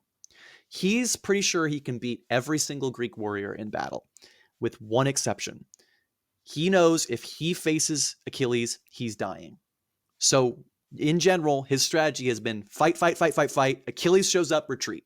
Fight, fight, fight, fight, fight. Achilles shows up, retreat. Today, he was not expecting Achilles to show up. Achilles hasn't showed up in weeks. But now, there's Achilles, and there is no retreating. So the Trojan Greek battle at this time, the way that it worked is you had a boy who carried some javelins for you, and you had a short sword. You sometimes would have a shield, doesn't matter that much. The idea is that whoever tosses the javelin first and misses, they are at an immediate disadvantage. They are losing that fight. If you don't hit your first shot, you're probably dying. Because the other guy's still got all his javelins, and he can just wait. He can just wait for the right time to get you. So Hector sees Achilles. He goes to face him. He throws his first javelin, and it misses. He goes, oh, fuck, I'm so fucking dead. I'm so fucking dead. Patroclus in Achilles' armor goes to assault him, and after a short skirmish, Achilles is dead. Achilles, though, air quotes. Hector goes, Achilles is dead. Hector goes, I just fucking did it. I just fucking did it. I just won the war. And then he notices something, and he goes, wait a minute, that was really easy. And he pulls off Achilles' helmet and goes, oh no. Stop the war, everybody. Whoopsie Stop doopsie. stop the fight. And everybody stops fighting. And he goes, please take Patroclus' body back to Achilles. There will be no more fighting today. Take Patroclus back to Achilles. The Greeks can set up however they want. We're going inside. Sure enough, the body is taken back to Achilles. Chapter 3, Rage. Whew. Achilles receives Patroclus' body and asks, who did this? Odysseus steps in and goes, Hector killed Patroclus, Achilles. Snitch. Snitch. Fucking snitch. And Achilles dons his armor and goes, nothing will stop me from satiating my vengeance.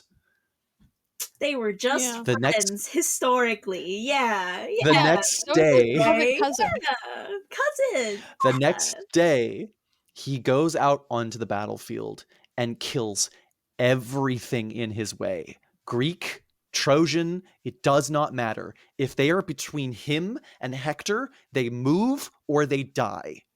It even comes to the point where several of the Greeks' warriors have children in the battlefield that are like carrying their shit. You are not supposed to attack the children. It is a big no-no. Achilles is decapitating children left and right. He does not give a shit. Get out of my way or die. What a guy. Aeneas, who is a Roman insert, he was around in mythology before Virgil wrote about him. We'll get into that. But OC, do not steal. he is the first he is the first hero of Troy to face Achilles. Achilles throws his javelin so hard that it pierces through Aeneas' shield, and he only barely survives by ducking out of the way. Aeneas makes like a hockey puck, Aeneas makes like a hockey stick and gets the puck out of there. He does not want to deal with that shit anymore. Hector sees an opportunity to retreat, and he goes, Achilles is just going to keep killing until he faces me. Stop. You can't keep doing this. Liam. There is you can't keep getting away with this. Getting away with this. Liam, you gotta Hector's your favorite character. You gotta treat this with a little bit more respect. More spec. Hector goes, I miss my wife. Okay. But I have to face Achilles, and I'm not going to make it. Okay, here we go. They meet on the battlefield. Hector's screaming. He goes, I'm going to cut your head off and drink your fucking blood. I'll kill you. Achilles is screaming. Yes, Achilles is screaming. Yeah, Yes, sorry. Like, whoa. I was like, whoa. Damn, Hector. Yeah, real confident. Really putting on the war face. Yeah. Hector gets ready. Is about to throw his javelin. Achilles throws his javelin. Misses. Hector's like, okay. Achilles throws his second javelin. That misses too. Oh, shit. Hector's like, the gods are with me. This is my shot. He goes in. Achilles grabs the javelin that Hector throws out of the air and kills Hector with it. Yeah, I mean, ain't that that's what we call warning shots, is what Achilles was doing. I think he was having a little fun there. Now, in Greek culture, burial is very important. Typically, your body keeps the form that it dies in or that it's buried in. If you are left out into the wilds and scavengers get to you, then you are arriving to the underworld eaten by scavengers. It's generally a pretty important thing where it's like, if you want your loved one to see a comfortable afterlife. Megan knows where this is going, so they're... Yeah, I don't like this part. Yeah. It's very important for your loved one to have a peaceful afterlife, and you need to bury them to do that. For 9 days, Achilles dismembers Hector and drags him behind his chariot around the walls of Troy, just doing circles for 9 days straight. He refuses to bury Hector. They will not let him rest. He's not going to. His rage, his vengeance is not satiated. Yeesh. Chapter 4, Sorrow. What? No. Sorrow. Can't I be. don't think anyone's really sad here. Definitely not. No. On the 10th day, Achilles is holding a victory feast. He does not seem to be having fun. An old man makes his way into the camp and presents himself in front of Achilles, dropping to his knees and offering his hands. He goes, "I am King Priam of Troy. I present you here not as a king, but as a father.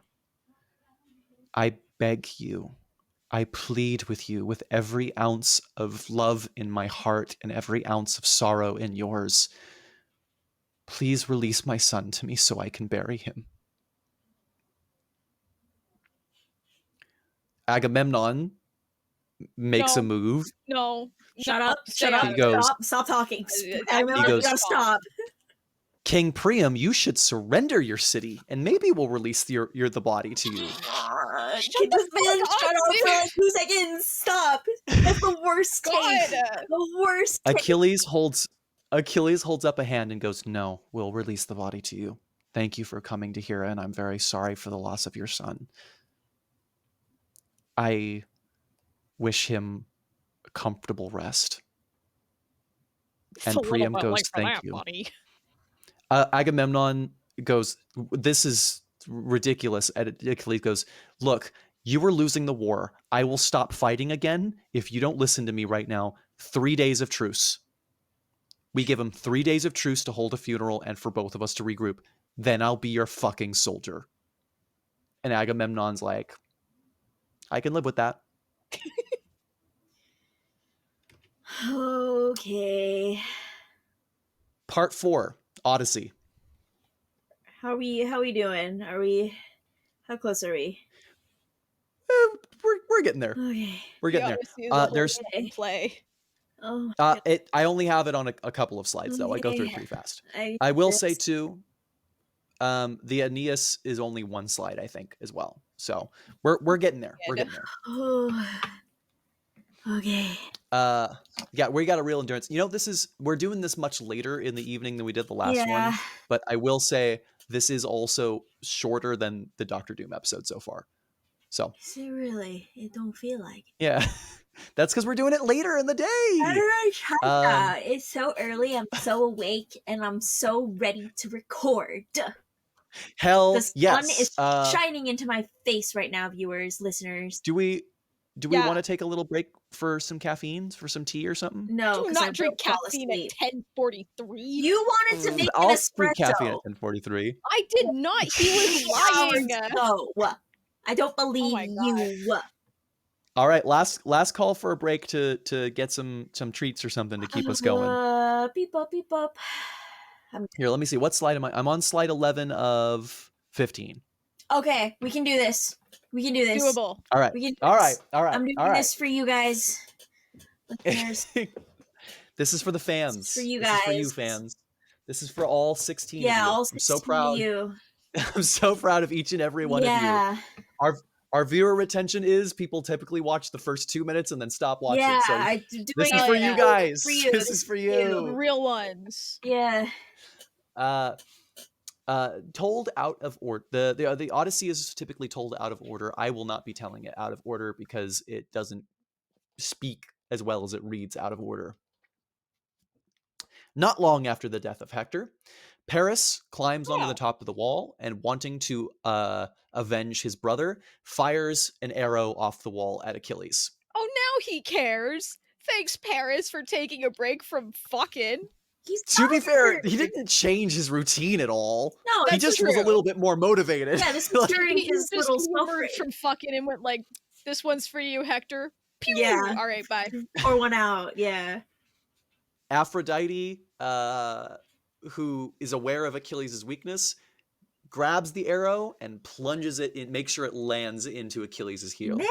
Fun fact, your heel your Achilles tendon, the muscles that are there, it's one of the only places on the human body that you can actually die from pain. It is Yeah. Liam told me this after I it said I was gonna get a tattoo on my heel. By the That way, yeah, is, yeah. why would you? I tell everybody That's that. so fucked up. Why would you do that? What's wrong with you? I don't want Megan to die of pain. Okay, I'm gonna be well, fine. yeah. After Achilles dies, the Trojans have lost Hector. The Greeks have lost Achilles and Ajax the Greater. Ajax the Lesser is fine, I think. Sad. Both of them are pretty bummed about this whole situation. They've been at war for 9 years. It's a total stalemate. Odysseus goes up to Agamemnon and he goes, "Hey, I got kind of a quirky idea here. Real silly, funny guy behavior. Troy used to be Uh, a Poseidon city, right?" And Agamemnon's like, "Yeah." this cannot be how. And Odysseus goes, No, "Poseidon is the god of horses, no. right?" I didn't. As soon as we were getting here, I was like, I was like, this cannot be how the Trojan horse story goes. This No, cannot it is. be I told you the horse thing would come back. I It's told you. be just because. Like, what if I feel like this has to just be one big retcon? Like No. they found the ancient text and they're like, what the fuck? There's a horse in this? We gotta make it make sense somehow. We gotta Poseidon, figure this shit he's got out. an extra slot. We'll give him horses too. That's what this To feel. be I feel like I'm fair. going insane. To be fair, Jen, it makes more sense in context, the Trojan horse, that a lot of the pop cultural like retellings make it out to be. I promise. It's not Yeah, like in Monty Python. Okay. most of the pop culture retellings, the Trojan horse does seem really out of left field. In the text itself, you kind of get it. Like, it's still Sure. weird, but Yeah. you get it. I mean, So okay. Odysseus is like, "Let's do this thing. Let's pretend we retreat. Pull your ships out into the ocean. We'll leave them with this giant horse, and we'll leave somebody here to say, 'Hey, we are offering this gift to you. We're giving up. This horse symbolizes your new relationship with Poseidon. You bring it into your city walls, and it will, it'll give you the respect with Poseidon that you've been lacking. Oh. We're That out. makes We're done.'" That makes way less sense than the version that I know, actually. Go ahead and give me your version. I think Oh. that's interesting. The version that I vaguely remember. No one call me out in the comments if this is slightly wrong, okay? Call her out. Call her out right now. No! Yeah, don't call me out, but call them out. No, Yeah. call Wow, both. okay. I actually know everything. So the version that I vaguely remember is that Odysseus specifically was like, okay, we are retreating. We are going to build a horse effigy, quote unquote, That's for right. ourselves. And then Yes. when we leave it, the Trojans are going to be like, lol, let's fuck with them. Yeah. By offering to Poseidon, you idiots, you left it here for us to steal. You're going to die on the way back. I've heard that version too. I think both of them work pretty well. One of them definitely assumes a lot more spite. And they did just I kill think Hector in a really fucked up way.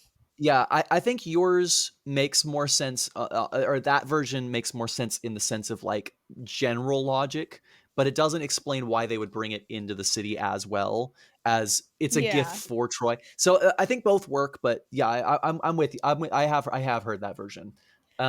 The gift for Troy thing is so like, it might just be the genre awareness of the like, I know how the story goes, but it's so like, oh my gosh, we've got this like giant horse for you. Good job, good game. We're gonna go now. Take this into your house. Well, it feels so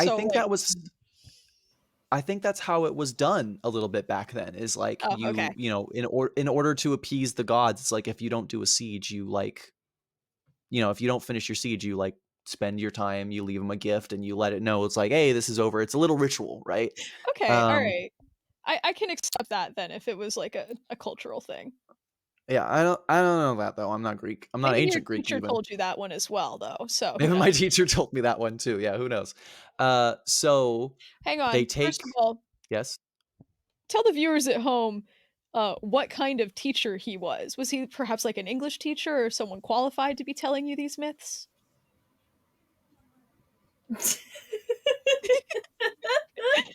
Liam is currently silently shaking. He's crying. He can't even Uh, tie his shoes.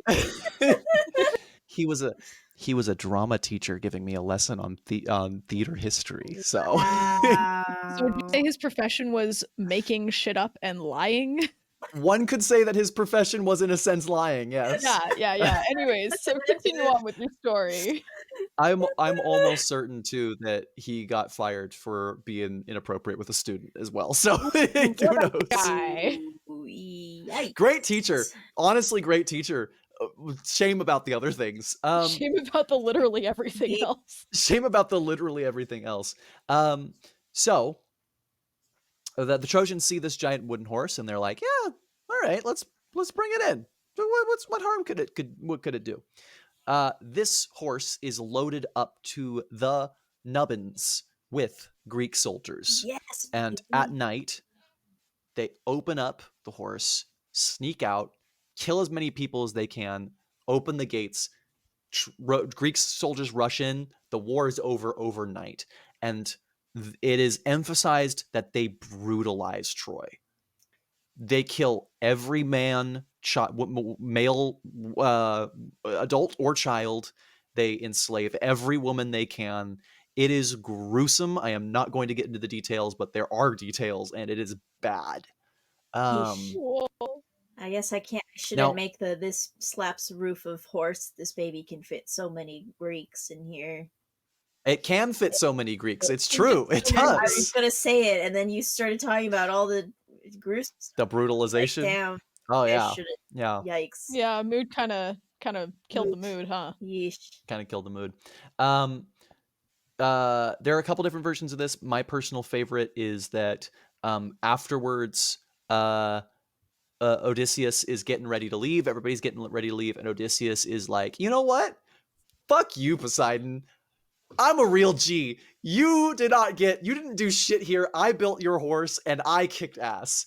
And Poseidon was like, do you want to repeat that into the microphone, Odysseus? He's like, no, I'm good. I'm going home on the ocean right now. Yeah. I cannot believe that Odysseus would be that stupid. It feels so out of character for him. Right, his only character trait is smart. Or at least clever. He ran And out. either one of those descriptors is not that behavior. Ran out. So it happens to the best of us. Some of the other versions are that Agamemnon actually pissed off the gods and they just scattered everybody. But I think Odysseus feeling the victory a little bit and feeling a little too big for his britches actually tracks for me just by virtue of fuck that guy in particular. Yeah. You know, Man, yeah. So Odysseus sets out with, I think, about 12 ships back on the way home, and a very strong wind comes in, a storm blows them off course, and they arrive at this little island. And at this little island, there's a bunch of people, and they're like, hey, man, oh my god, you're like one of those Greek heroes, right? And Odysseus is like, yeah, I guess. I'm Odysseus. We just got done with Troy. Hey, do you know where we are? And they're like, oh, yeah, dude. Yeah. Why don't you come in and like chill out and we'll get you some food and you and your crew, we'll make sure you get going home. And Odysseus is like, yeah, that wasn't the answer to any of the questions that I asked, but that's okay.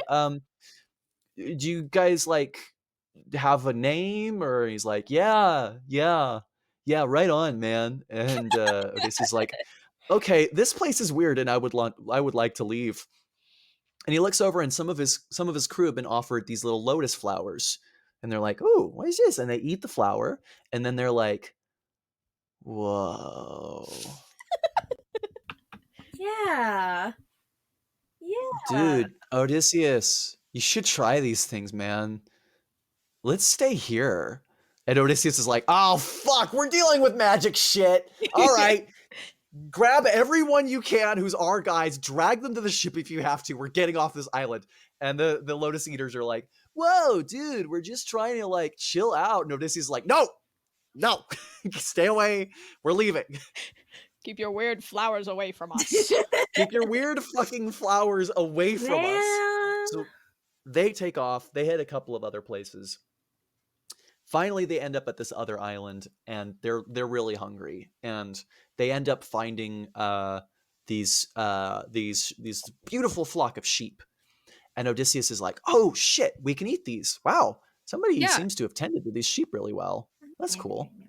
Surely All they right. won't mind. Chow down. Take them into that cave over there, and let's start eating them sheep. Yeah. A cyclops named Polyphemus comes by and goes, "Whoa, dude, you ate all my sheep. What the fuck? Those were mine, man." I And took really good care of them, even. I took really good care of those sheep. And Odysseus is like, "Oh, I'm sorry. I didn't know that these were tended by anybody. We'll just go." And Polyphemus is like, no." And he closes the entrance to the cave with a giant boulder. And he goes, "Actually, I think I'm going to keep you all here and then I'm going to eat you." And Reasonable. Odysseus is Reasonable, like, They ate yeah. his sheep. They ate the sheep. "That's He reasonable. eat you. Okay, well, we won't cause any problems for you then. We're just going to sit right over there." And Polyphemus is like, "Well, that's really nice of you. I appreciate you really respecting the process here. Oh, I'm getting kind of sleepy. Let me ask, who are you guys even?" And Odysseus is like, "Me? Well, my crew, yeah, they're not really important, but my name's Nobody." And Polyphemus is like, "Nobody? That's a weird name. All right, I'll accept it. Tell you what, I'm gonna eat these two guys over here, and then in the morning I'll eat another two of you guys for breakfast." And Odysseus is like, "Yeah, okay, that's I fine." mean, it makes sense, you know? The Cyclops eats those two guys and then goes to bed. Um, And Odysseus is like, "Okay, so conventional weaponry is not going to be effective. What if we get a stick and we make it really hot?" And one of his guys goes, "That's genius. You're so smart, Odysseus." So Odysseus gets a stick, he sharpens it, gets it hot, and pokes out the eye of the Cyclops. And the Cyclops goes, "Ah, my one weakness! Getting stabbed in the face!" in the one eye. Yeah, yeah. He goes, "Ah, who did that?" There's no answer. "Who did that? Who stabbed me?" No answer. "Oh, God, I gotta get my brothers. Hey, brothers!" Brothers! Whoa! Hang Whoa, on. whoa, And whoa! he pulls the boulder out of the way to go and get his brothers, and Odysseus goes, "Go, go, go, go, go!" They run out, flee back to the ships, and the Cyclops' brothers come up and they go, what happened to you, asshole?" And he's like, "Oh, somebody poked my fucking eye out."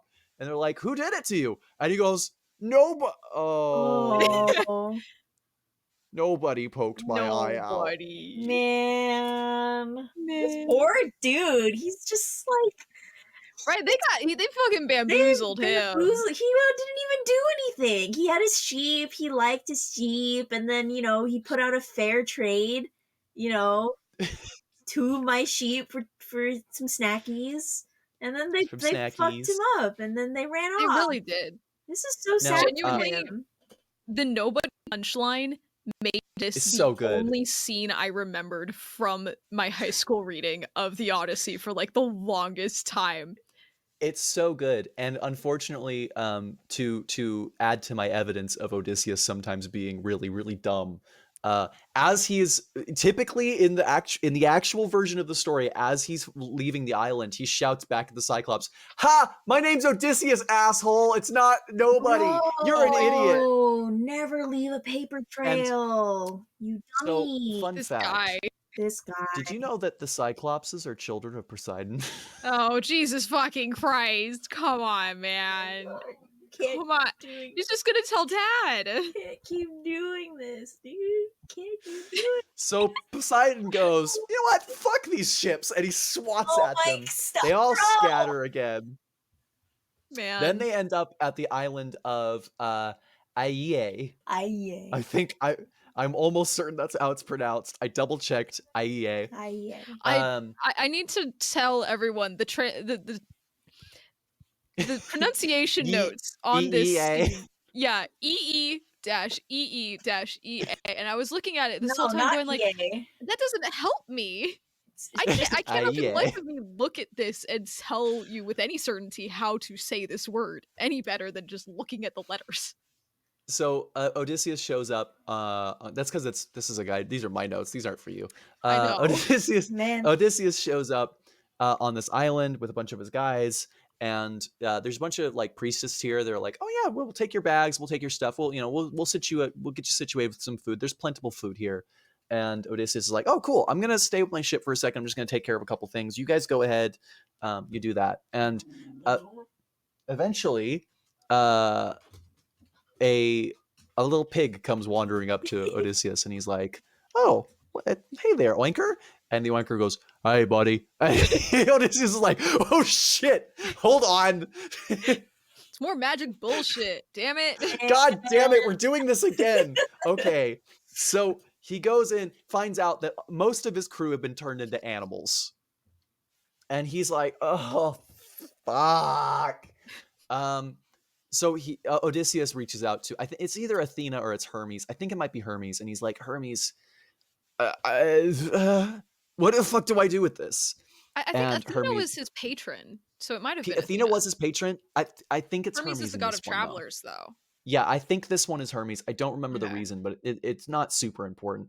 Either way, Hermes is like, "Hey, I've got you this herb. It's called Molly. Take some Molly, and you'll be safe." Yeah, dude. Thanks, Hermes. Yeah. You're right. This doesn't feel like an Athena move at all. It's an anti-magic drug. Just take it, and you're good. Okay. And Odysseus is like, "I am super familiar with Molly. Let's go." He, he takes the herb and he shows up, and Circe is like, "Hello there. Hi, Odysseus. I was just talking with your crew. Some of your men, they're real pigs." And Odysseus is like, Yeah, you. yeah. Do you got any food? And Circe's like, "Yes, please eat this food. Be careful not to make a pig of yourself." And Odysseus is like, "Yeah, yeah, yeah, yeah, yeah, It's yeah." a really funny joke. I mean, it's not a joke. It's just a thing that you're saying, and Yeah. definitely not a funny joke. But She's like, it would be really funny if you said it twice. Yeah. "What's the matter, Odysseus? Are you chicken?" And he's Oh my like, God. "Wow, the hits just keep coming. They really don't stop." Oh. He eats some of the food, and she goes, "Wow, you're really a sheep, aren't you? Just doing what you're told." And he's like, "All right, look, It's I'm not getting any of old. those things." And she's like, "Oh, yeah, you're not. What's up with that?" And he's like, "I'm immune." And she goes, "Oh, I guess I'll just stop then." Yeah, man. Yeah. She knows when to quit. You gotta hand it to her. Yeah, you gotta take your dubs. Now that you've failed at cursing me because I'm immune to all magic forever, do you want to talk? And she's like, "Actually, that sounds nice. I've been kind of doing this shtick just kind of as the first thing. Yeah, let's chat for a little bit." They end up getting along really well. And she eventually agrees to turn his yes. Jen's making the finger in hole motion at it. Yes. Yeah. He's like, "Hey, can you turn my animal crew back to people crew? It's hard to teach a pig how to sail a boat." And she's like, "Yeah, I can make that work." And she's also like, we'll load you up with supplies. We've got loads. It'll last you for probably a year or two. A lot of pigs on this island. No reason. Yeah, no reason where don't ask where we get the food from. Don't worry about that. Don't worry about it. Yay. She's like, "Let me load you up with lots of food supplies." And Odysseus is like, "Only vegetables, please." She's like, "Okay, listen. So, I think I know how you can get home." And he's like, "Great, can you tell me?" And she goes, "No, because I don't know how you can get home. I know how you can know how to get home." He's like, Thanks. "Great. I love side quests. I love I love nothing I love more than an extra step. I love this shit. Let's go." She goes, "All right, so there's a guy who I know for certain knows how to give you directions back home." And Odysseus is like, "Great, can I talk to him?" And she goes, "No." And he goes, "Why not?" And she goes, "Well, he's dead. He's been dead for 10 years. And he goes, "Then I feel like this is a non-starter. Why did you even bring it up?" And she goes, well, this island also has an entrance to Hades. Yippee! So Odysseus is like, oh, all right, let's go. Let's go. Let's go. I'm going down.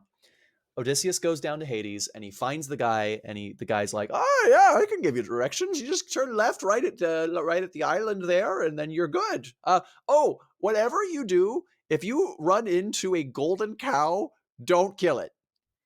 Don't fucking kill it. Whatever you Surely, do, golden cow, don't kill it." I have more And faith in Odysseus than the others. You can't be setting this up like this. Odysseus goes, "This is the easiest deal I've ever made in my life. It's so easy for No, me to accept this. he I doesn't will have a not kill a bloodline golden curse, cow." Liam. Please, please. So while he's down there, he also sees the ghosts of Agamemnon, who has died since the last time Odysseus saw him, and Oops. and Agamemnon's pretty grumpy about it. You don't think He that something sees like weird and fucked up happened to cause his death, do you? he What? sees Achilles and Patroclus, who are basically joined at the hip. They are snuggling each other in hell, and they are talking about how much they like each other and how glad they are to be reunited. Wow. Like And Achilles is platonically? like, well, you guys are clearly bros, so I'm gonna leave now. Like maybe He also cousins sees, or good Yeah, friends? historically good yeah, friends. cousins are Yeah. good friends. He sees Ajax the Lesser, who I have not mentioned once in this entire thing because he's not really that important, but he does not like Odysseus. Moving Damn. on. Man. Achilles, following the directions that he was given, ends Odysseus up. following the directions? What did I? Yeah, what did I Achilles. say? Oh, Odysseus, following the directions, ends up passing by this one area, and he sees some warnings that sirens are going to be nearby. And he's like, "Oh shit, sirens! They sing, and if they're so sexy and appealing that they like hypnotize you into drowning yourself for them to The eat." sirens are in the underworld? No, this is after leaving. Yeah, Oh. Yeah. Oh, who do you yeah, get they've the left the underworld. instructions from? The The dead guy, guy. What that the guy? golden cow guy, Yeah, the the guy, golden cow guy. the old guy. Oh, we didn't Yeah. kill the golden cow. No, we did not kill the Oh, golden cow. thank fucking God. Well, the guy said at some point, if you follow these directions, you're gonna find a golden cow. Don't kill it. Yeah. Okay, and he So they actually haven't found the golden cow and didn't kill it. No, they have not they found the haven't golden found cow it yet. You're They not just- safe. they just You're not got safe, out. Megan. They just Oh, they left. just found the Hades. guy. And there's still no golden. Okay, all right. No, they Sirens. found so- they found the guy and then they left. Now they're on the material plane and there's Yeah, they're on sirens the in waters the again. ocean. Odysseus goes, okay, so obviously anybody who hears their siren song will drown themselves. Can't have that. Everybody on the ship, let's get some beeswax, put it in your ears. We're just gonna sail right through this area. Except for me. And one of the guys goes, "Oh, sir, here's your earplugs." And Odysseus is like, "Oh no, I'm not gonna put the earplugs in." Because of You the silly. food. He And had they're- the Molly. No, that's worn off a long time ago. But he thinks that he had that- the Molly? No, he was lying. He was telling lying about Cersei a that. silly little lie when he said he's Yeah. immune. He to fire. lied? Think Odysseus to do that, do you? He lied? So he goes, "No, I'm not gonna wear the earplugs." And one of his guys is like, "Are you fucking insane? Why?" And he goes, No. I got a plan. Look, I could wear the earplugs. We could be out of here. Whatever. But I'm kind of curious, right? Like, aren't you a little curious? Oh Like, my God. don't you kind of want to I know? want to And the guy's like, own. I do kind of want to know. So Odysseus is like, here's what's gonna happen. You guys are gonna tie me to the mast of the ship. And whatever I do, whatever I say, do not fucking untie me until we are out of here. And they're like, okay, we can do that. They tie him to the mast. They start going through the sirens area. And the whole time he's like, let me go. Let me go. I want to fucking go. I want to see them. They're so pretty. They're so fucking pretty. Let me go. No. And the other guys are just going on their way. They're like, man, he's really going for it, isn't he? Damn, you guys hear something? No. We No, got man. beeswax in our ears. we got them bees in our ears. So look at him Hey, go. He's really thrashing guys- though. Yeah, man. Hey, do you guys hear something? What? What was that? What? Take the beeswax out. After some time on the waters, Cersei's food eventually runs out. they get really close to mutiny. There is one guy on his ship who is like his kind of his main guy, and that guy's like, listen, we're on this island, we're stopped on this island. Odysseus, you have led us, we've been out on the waters for like 10 years. I'm sick of this. Look, we went out, we were exploring, looking for food. This island has no food on it. There is a really cool looking golden cow. No. No. We're, No. No. we're gonna kill the golden No. cow, and He we're gonna said eat one the golden thing. cow. He said No. one And thing. Odysseus is like, no, do not kill the golden cow. We had one rule, you guys. I do not want me and all my descendants cursed. And the guy's like, I'm gonna do it. I'm gonna kill the golden cow. And he's like, no. You can get your descendants keep cursed, doing this. idiot. Stupid. They kill the golden cow. They eat the golden cow. Okay. They take off. Their boat is immediately struck by lightning. Yeah, Everybody what- except for Odysseus dies. What did you? Yeah. He literally said, "You dumb." Oh my god, fellas. So To Odysseus, be fair, all of Odysseus's decisions so far have indeed led them to the brink of death. I do understand But they weren't where dead. they're coming from. if they I were weren't one of dead? Odysseus's crewmates, I would have probably been fed up with the whole yeah, my name's not nobody, it's Odysseus, fuckhead. Like that Yeah. probably would have been it for me. I would have been like, this fucking I'm guy. out of Fucking here. guy. I'm out of here. I've been waiting for so- a mutiny, honestly. I have cut out a couple of the little adventures in this just because they don't have nearly as much cultural impact. For example, they run into an island of cannibal giants. Yeah, That's a man. thing that happens in the Odyssey. I love Attack on Titan. Yeah, yeah. Eventually, though, Odysseus shipwrecks on the island of Calypso, who is a nymph who has been tasked by Zeus to be his jailer. I'm so. Yes, And I Jen. this picture. Yeah, go for it. Go for it. This guy, the archer guy, who I'm assuming is Odysseus. I'm sorry, my chair is creaking. He's killed a bunch of guys. He's facing these dudes with shields, and they're just really sticking their leggies out, dude. Their togas, Yeah. togas are like hiked up, and they are flashing them calves. Their leggies are so stuck out, and it's just really funny. Just luscious thighs. Yeah, I also meaty. like that all of these men with clubs and swords are like, he's got a bow. What are we gonna do? Quick, men, get away! Get away! Stick your He's legs not- out! Stick your legs out! Yeah, That'll stop He him. has a single arrow. Yeah, flash He your has a single- thighs. He To does- kill us all. He does. Yeah. He doesn't even have a quiver. He keeps them in his ass cheeks, right in between. So, Odysseus is on the island of Calypso. For 7 years, Calypso holds Odysseus on this island, and she rapidly falls in love with her prisoner. Of course. Uh, Yeah, man. pretty Yeah. consistently. There's a really good song that there's a prep of a song for something that I saw on YouTube the other day that was Odysseus's perspective of Calypso, like holding him, and he's just like, yeah, I know you're constantly trying to bang me, but I kind of want to leave home to go to see my wife. Can I go and do that? No? All right, then you aren't getting any from me, sister. You aren't getting anything. And after 7 years, Athena talks to Zeus and is like, hey, he wasn't even really involved in that golden cow thing, right? Like, you can let him go now, right? 7 years is long enough. And Zeus is like, yeah. All right. And he tells Odysseus, he's like, Odysseus, you're good. You can leave now. And Odysseus is like, do I get a boat? And Zeus is like, no, dude, I'm not going to make this easy for you. Good luck. And It's like Odysseus goes to Stockholm syndrome. Is there like a term It is. for reverse Stockholm?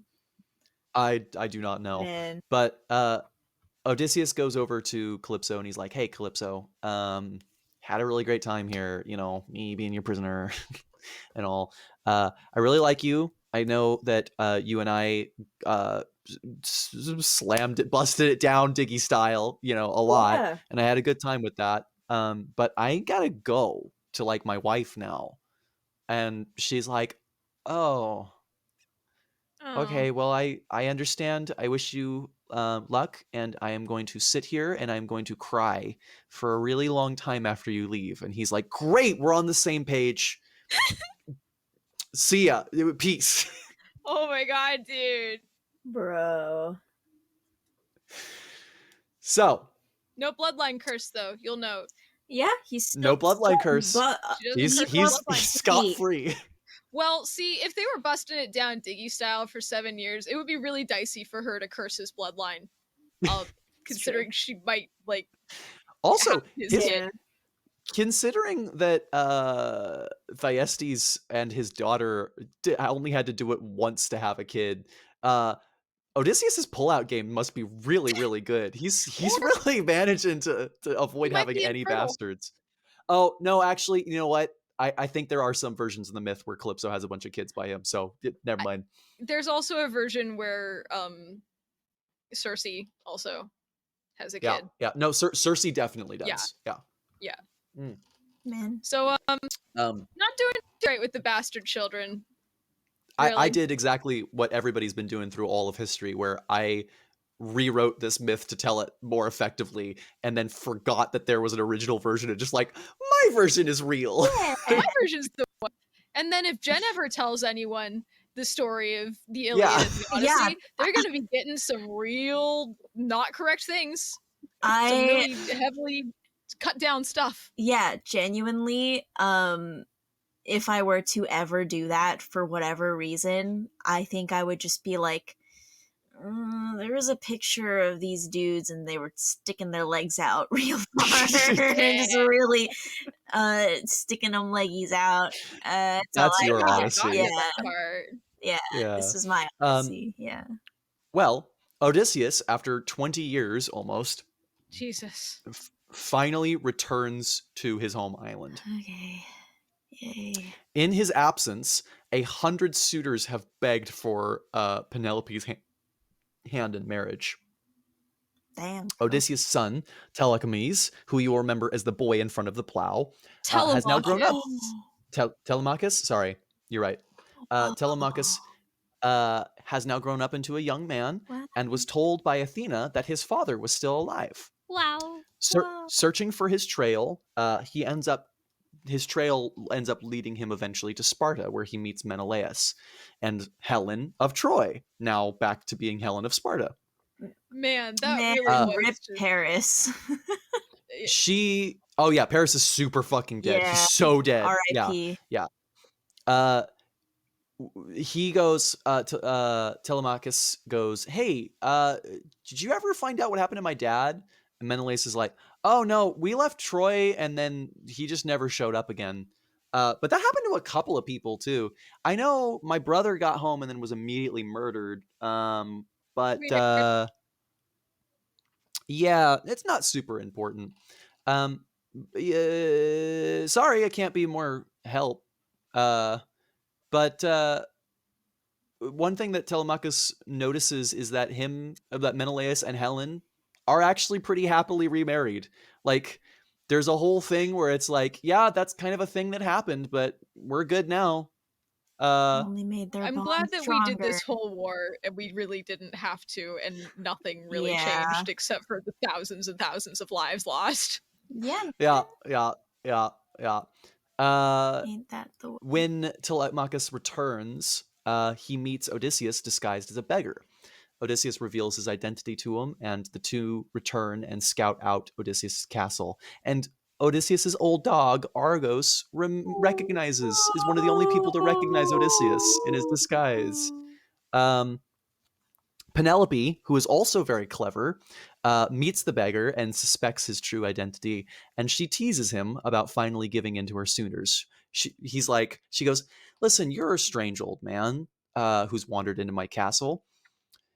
I've been telling these suitors for 20 years that I believe my husband's going to come back any day, and so I've refused to marry them. But honestly, I'm getting to the point where I might just give in and marry one of them. And the beggar goes, I don't think you should do that. I don't think you should do that. I think you should maybe wait a little longer. And she's like, no, I keep waiting, but I'm getting kind of tired of waiting. My bed's pretty empty these days. It hasn't had anyone in it since, my husband left. And he's like, yeah, yeah, yeah, you should probably wait another day or two. I don't know. You never know what could happen, She's Yeah, like, just wait a couple days, maybe. she goes, no, I think I am done waiting. In fact, I think tomorrow I'm going to set up a challenge.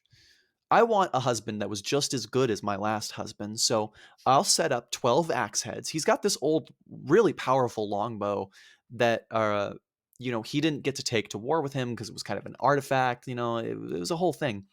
But I think whoever can notch that bow, which only my husband was ever able to do, and then shoot an arrow through 12 axe heads without hitting any of them, I think that man will be just as good as my husband, and I will marry them. And the beggar goes, actually, I think this is a good idea. I like this idea. Let's do this. So the next day she sets up the challenge, and nobody can even manage to string the bow. The person who gets the closest is Telemachus, but even he can't even notch the bow. Why is Telemachus competing in this? It's just for the sake of showing that he is almost as good as his dad. Okay, all right. That is the only reason why it's in there. Kind of wholesome. Okay, I just think that if it's a competition for your mother's hand, I know. We're getting dangerously close to that other family bloodline over there where we've got problems. So the beggar comes up and he's like, I'd like to try. And all of the suitors laugh him off and are like, oh yeah, whatever you say, old man. The beggar's like, uh-huh. And Penelope goes, let's let him try. Let's see what he can do. After all, he gave me very helpful advice the other day. And the beggar easily notches the bow, like pulls off his old ragged robes, and he's jacked. Yeah. And he easily notches the bow, and he pulls the shot and shoots it right through the arrows, or right through all the axe heads. And then he goes, huh, I guess that means I'm king now. And all of the suitors, their jaws are hanging open. And Odysseus turns to them and goes, first order of business, get out of my house. And him and his son start killing everybody. They start going through and killing every single one of the suitors. It is a bloodbath, and it's so satisfying. It's wonderful. And that is the end of Odysseus' story. Yippee! We got 2 more parts. They're going to go really fast. Okay. We're so close. We're so close. So close. Oh, I read this one in class too. Yes, you definitely were at least involved in some of these. Eumenides is the one that I. That's the one that I bet, because that's the only one that's remotely safe for work. So, part 5, the Oresteia. Now, the Oresteia is made up of 3 plays. They're tragedies. They're all written by the same guy. I think this one is Euripides, but I'm not certain about that. It might be Aeschylus. I think it's Aeschylus. Doesn't matter. Aeschylus. Yeah, the first one is Agamemnon. Agamemnon. This guy gets his own fucking play. He sucks though. Well, it's hold not on. A good one. Okay. Hold on. This guy sucks though.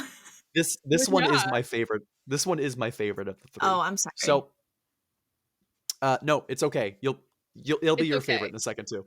The play agrees that this guy sucks. I promise. Okay. So Agamemnon returns from Troy. He has brought with him Cassandra, the Trojan princess, who was destined, who was cursed by Apollo to see visions of the future, but no one could ever believe her. She would tell the Trojans constantly how to stop the war, how to do this, how to do that, and she was cursed to always be disbelieved. So she's got a very tragic existence. She has been brought by Agamemnon as his new concubine. He rolls up, and Clytemnestra rolls out, and she goes, husband, it's so good to see you. I missed you so much. After you killed our daughter. And Agamemnon's like, all right, hang on. Something's up here. Last time I saw you, you were swearing vengeance on me. You were cursing me and all my descendants, etc., etc. And she's like, no, I didn't say that. No. I'm a wonderful and dutiful wife, and I have prepared a welcome wagon for you. We have been looking forward to your return, darling Agamemnon, and I have set out these beautiful purple mats. We've dyed these purple mats. We've laid them out into the entrance of your home because you are fit for the color of the gods. Purple dye is something that is really, really hard to get in this period of time. So purple was supposed to be reserved for the gods. You use them in temples only. She's like, you are so grand and so wonderful that you have earned the right to use these purple mats as carpeting for you as you walk into your home. And Agamemnon's like, No. my ego is easily appealed to. Okay. No. Bro, you Let's can't. go on in. Oh my He takes one step onto the mats, instantly loses 100% of the favor that he had just garnered with the gods over the last 10 years. All of Well, it's gone. Bro, you fumbled. You fumbled it. Cassandra ugh. is standing next to Agamemnon and going, she's going to murder you. She's going to murder you right now. No, don't. If you step on that purple carpeting, okay. All right, you know what? She's going to murder you. Then she's going to murder me. Let's go. Let's see what happens. I'm ready. She's going to murder you. She's going to castrate you and splay your body on the ramparts of the castle. And Agamemnon's like, whatever you say, honey. And she's like, you know what? I'm actually enjoying this one. This one I'm actually enjoying. Yeah, man. They both go into Agamemnon's castle, or all of them go into Agamemnon's castle. Agamemnon is murdered by Cassandra and her new lover, Aegisthus. Cassandra or Clytemnestra? Clytemnestra. Clytemnestra murders. Sorry, too many K names. They're actually Clytemnestra C murders. Clytemnestra murders Agamemnon, murders Cassandra, along with her new lover, Aegisthus, who you will Whoa. Why remember not? as It's the him. incest baby. Yeah. He's back. Yeah. Is He he goes, related yes. to She's back. Clytemnestra at all? Have we incested it again? No, I don't No, think she so. married it. Yeah, she married. Yeah. All right. So, he's like, Agamemnon, this is revenge for my grandfather. Okay. I don't like you, I guess. Yeah, man. You also kicked him off the throne, whatever. I don't care that much, but your wife's hot and she wanted to do this, so I'm into it, you know. So Agamemnon dies. That's the end of Agamemnon. That's it. That's the whole play. Cool.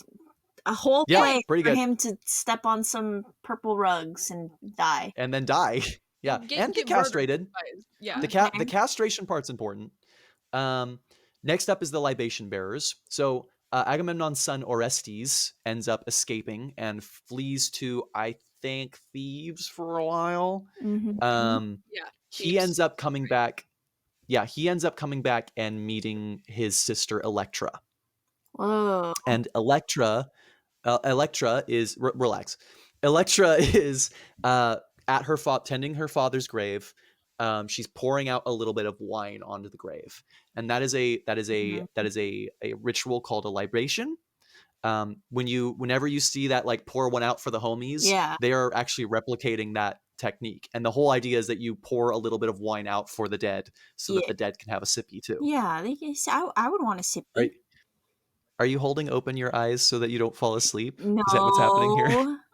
It's definitely not what's happening, Liam. Mm-mm. We're so close, I promise. I know. I promise I'm invested. I'm just. I know you are. I get I it. didn't get a nap today, so I'm a little. And you almost slept through. You're almost sleeping through mythology class again. Yeah, we're going full circle. I really thought that I had outgrown my.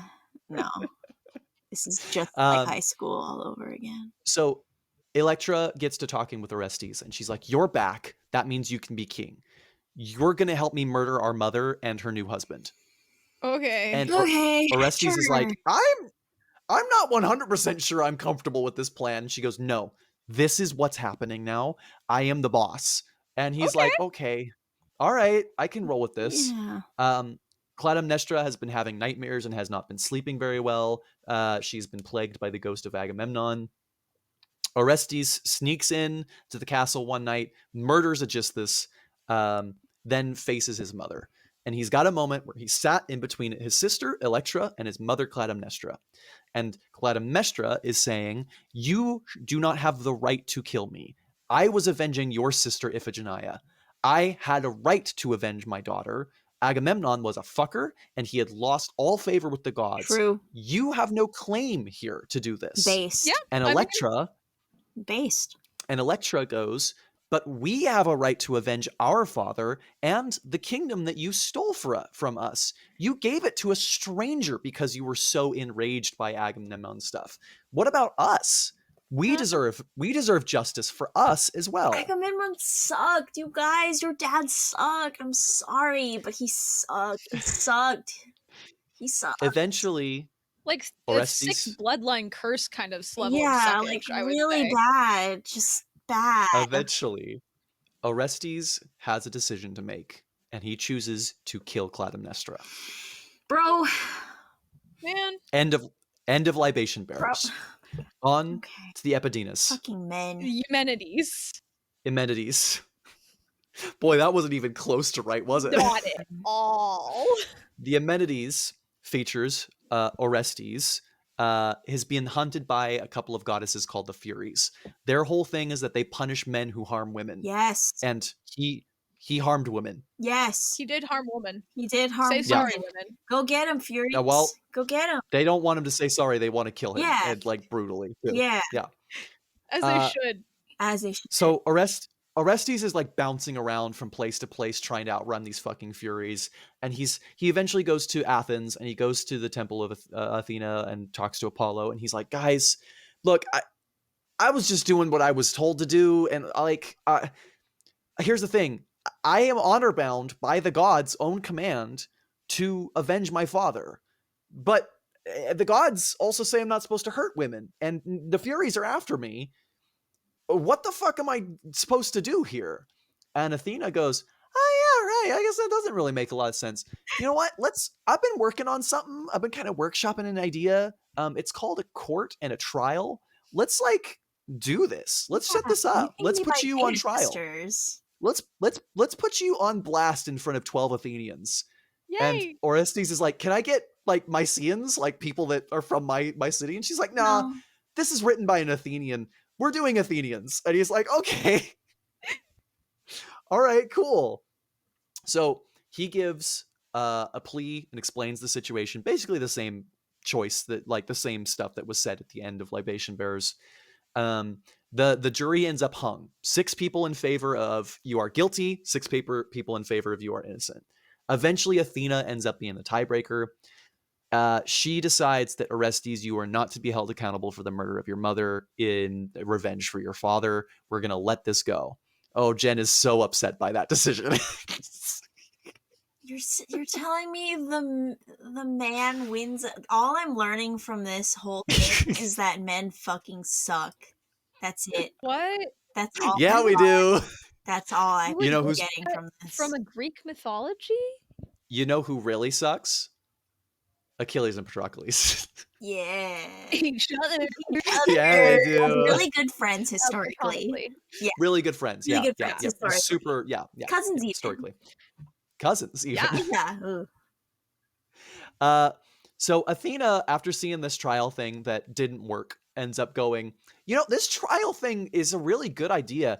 I'm gonna make it like a rule that now we have to resolve all of our problems through trials, because this blood feud shit is not gonna fly anymore. We're not doing blood feuds anymore. And everybody clapped. Yay. Yay. Maybe. And that is the Oresteia. Oh, Jen. I have great news for you, Jen. Okay. This is the last slide. Okay. Well, there's one more where I debrief you. There's so much text on it. There's so much. I know. There's so much.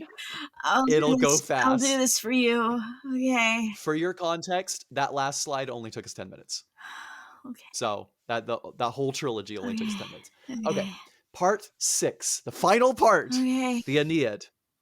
Chapter 1, Escape. Okay. Aeneas, who you remember is the guy who fought Achilles that one time. Sure. Do not steal. Aeneas, his father and his son fight to evacuate as many people as they can from Troy during its fall. He is told by the gods that he will eventually found a great city, and Aeneas and his family escape and try to found a great city twice, and both times disasters destroy it. Man. They're not letting him build it in other places. Man. Aeneas's father finally dies, and they end up crashing in Carthage, the city of Carthage. Dido, a princess and the founder of Carthage, falls in love with the young, handsome hero. Aeneas tries to stay, and they live happily for a time, but the gods remind Aeneas that of what fate befell the last 2 attempts that he had to avoid destiny.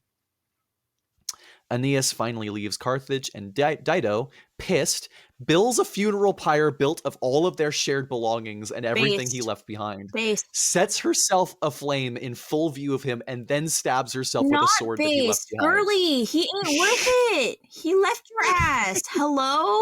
So, like, in the same way that pouring one out for the homies is kind of like harkening back, when you break up with your ex and toss his shit in the yard and set it on fire, yeah, or it's like kind of like PS5. Yeah, that, carrying like, on the tradition. Yeah. Carthage will remember this. Well, Carthage will remember this. I fucking hope he does. Like, damn. No, Carthage is the city. Oh, yeah, the city I'm of getting Carthage. Yeah. Who? Aeneas. Oh, No, not Aeneas. no, yeah, no, yeah, you're good. I think I hear my cat on my counter in my kitchen. I think he's knocking shit over in there. Anyway, Criminal. So, next chapter, Rivers. Aeneas lands in Italy, and hijinks ensue. There's a guy. I'm so sorry. I think I do. Sorry, I don't Italians. know. Sorry, Italians. I will say, I do. I don't know if this is 100% true, because I think it's an OSP bit from Blue's retelling of the Aeneid, but I do believe one of the first things they do in Italy is eat pizza. I didn't confirm this, but I think that might be fake. I don't think it is fake. I think they eat flatbread with cheese on it. That is, yeah. Oh well, yeah. That's the move. That's what I would do. Fuck, man. I want to do that right now. I want pizza right now. I for pizza right now. So there's this guy named Turnus. Turnus and Aeneas both want to marry the same king's daughter. And through a series of silly little misunderstandings and escalations, war breaks out. Can't we hold on? Does it always have to be the king's daughter? Can't we shoot our shot like a little, like a nobleman's daughter? No. Like a rich merchant's daughter. Like, does it why have to settle be for the king's daughter? Stop.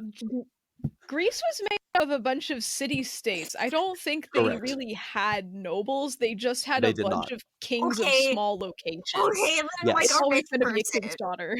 A rich person. Look, man, like a why king's settle? Daughter? Fuck. As the great Harry Hook once said, never learned how to count because I'm number one. Yeah. You know, you don't settle for second best. You don't ever need to say the number two. We just had a war where we just okay. Well, we're gonna have another. Yeah. So the gods guide Aeneas to the Tiber River and grant him some cool ass magic weapons. Turnus kills a close friend of Aeneas, and Aeneas goes fucking apeshit. They do a 1v1 rust. Snipers only. Aeneas ends up wounded really, really badly, but ends up getting the upper hand and has an opportunity to spare or kill Turnus. Seeing that Turnus is wearing his friend that he got killed, his belt, his friend? as a trophy. Oh, the belt. Okay. Yeah, the friend that Turnus killed. Yeah, he's wearing the belt of his friend as a trophy. He was wearing his skin. Like, yeah, he's wearing his skin as a trophy. You took a long time to get to the clothing, like the clothing item. Yeah. He was wearing it so for the longest time. He's wearing his friend that he got killed. It's the belt. The sentence in my notes was phrased awkwardly, and I tried to fix it, but I made it worse. So Turnus is wearing the belt of his friend that Turnus killed, and Aeneas decides, you know what? Fuck mercy. I'm killing this guy. Kills Turnus. That's where the Aeneid ends. However, Aeneas would end up founding the line that 16 generations later would give way to Romulus and Remus, two brothers. Remus. Jen, do you know who Romulus and Remus are? Yeah, because they're the ones who for Rome, and they're like, if I Yes. win, I'm gonna name this place Yeah. after me, and then the other guy's Yeah. like, no, I'm gonna name it after me and Romulus. No, What? it's sillier Fuck. than that. No, it's They weren't going to name it. It wasn't about who was going to get to name the city. Oh. It was over which area to build the city on. Oh. And then they killed each other. One of them killed the other, and then there was just only one left, so they're calling it after that guy. Okay, all right. Oh my god. Yeah. Good job, Romulus. Yay, Way to kill your brother. Good job. Way to kill your brother. It's like Cain and Uh, Abel, but as stupid. Yeah, exactly. And with that, We did Motley it! complete. Yay! Motley complete. Yay! So, a couple of final thoughts. A lot of these mythologies were originally designed to either protest things or to express ideas or to teach morals. So you'll notice a couple of places I put up specific things like the javelins thing, right? The fact that the javelins happen in that way is expressing a Greek ideal. The apple given to Paris. When Paris had to choose between those three things, that was teaching two different lessons. One, Greek city-states were constantly at war with each other, and it was teaching a lesson that if you are ever in a situation where you make one ally but two enemies, that is a bad choice. There is no way to win this. So you gotta outsource So, to some other guy. You gotta find another option. Yeah. Because any decision where you make two enemies and one ally is a bad decision. I would have eaten the apple. I'm the fairest of them all. Fuck you, Ooh, ladies. tasty. Ow. Like in Minecraft. No. The other lesson that it was teaching was Paris was given a choice between being extremely wealthy, being extremely wise, or finding true love. Mm-hmm. The Greeks would have said that the only one of those options that is the bad option is finding true love. Yeah. Because agreed. at least with wisdom and riches, you can help your community. The true love only helps two people, and even then, did it really? Did it really? They were fucking for 10 years straight. Yeah, they were boinking the entire time with the war ASMR going on outside. Like, Yes, they were. Yes, they were. So there's lots of cool little things like that throughout there. I mean, a lot of these were teaching Xenia, right? The importance of Xenia. I curse you and all your descendants. Another final thought for me. I think we should bring back curses. There's something so charming to me about shouting to somebody, I curse you and all your descendants. And I think it should happen more often. I almost said it to Megan several times today, but I didn't want to spoil the reveal, so I chose not to. Wow. You wouldn't want to I'm glad curse. I was spared. You wouldn't want to curse dear precious Megan's descendants. I would curse Megan's descendants so fast. Man. I would curse them so quick, man. Man. I've already promised them to like 10 witches. Man. You're just like Constantine, for real. This is just like Knives Out. Final thoughts from you guys? Do you guys have any final thoughts to share? Fuck Achilles for real, man.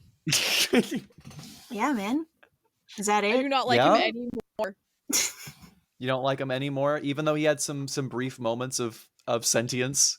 Liam, you promised me that I think you ended up cutting it because you promised me. You were like, no, I've got this other play that like I'm adding here that'll make you like That was Iphigenia, yeah. Oh.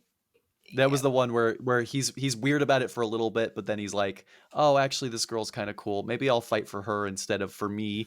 Yeah, you know? no, that didn't. That briefly wasn't saved enough it for in my you. eyes. It was not enough new content of Achilles to reframe him in my eyes at all.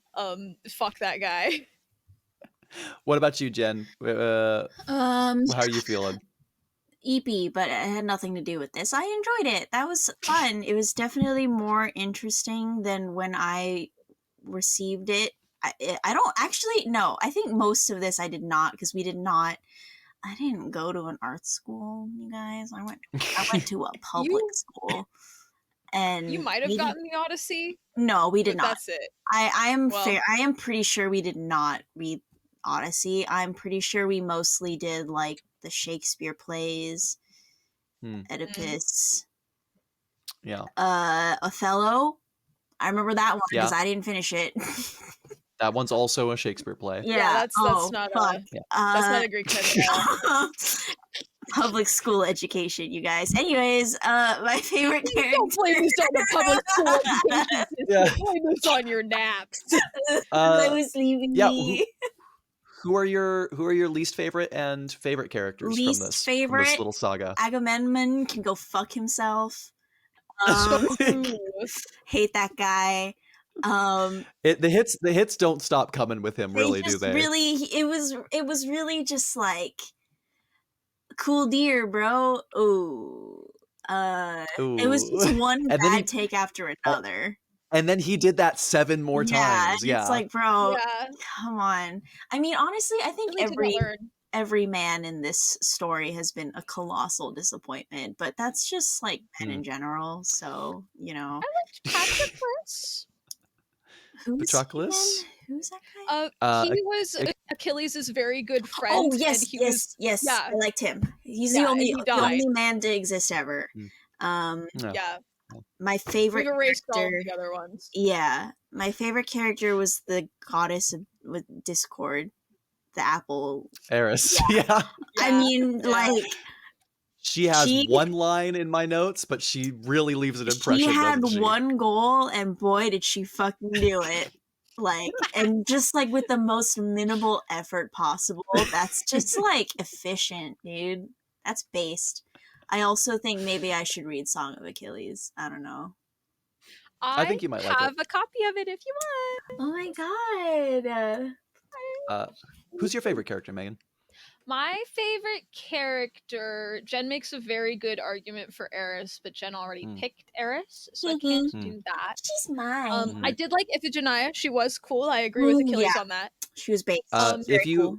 if you ever get an opportunity to watch one of the 70s movies, there's a Greek one that I mentioned. It's Mhm. pretty good if you get subtitles.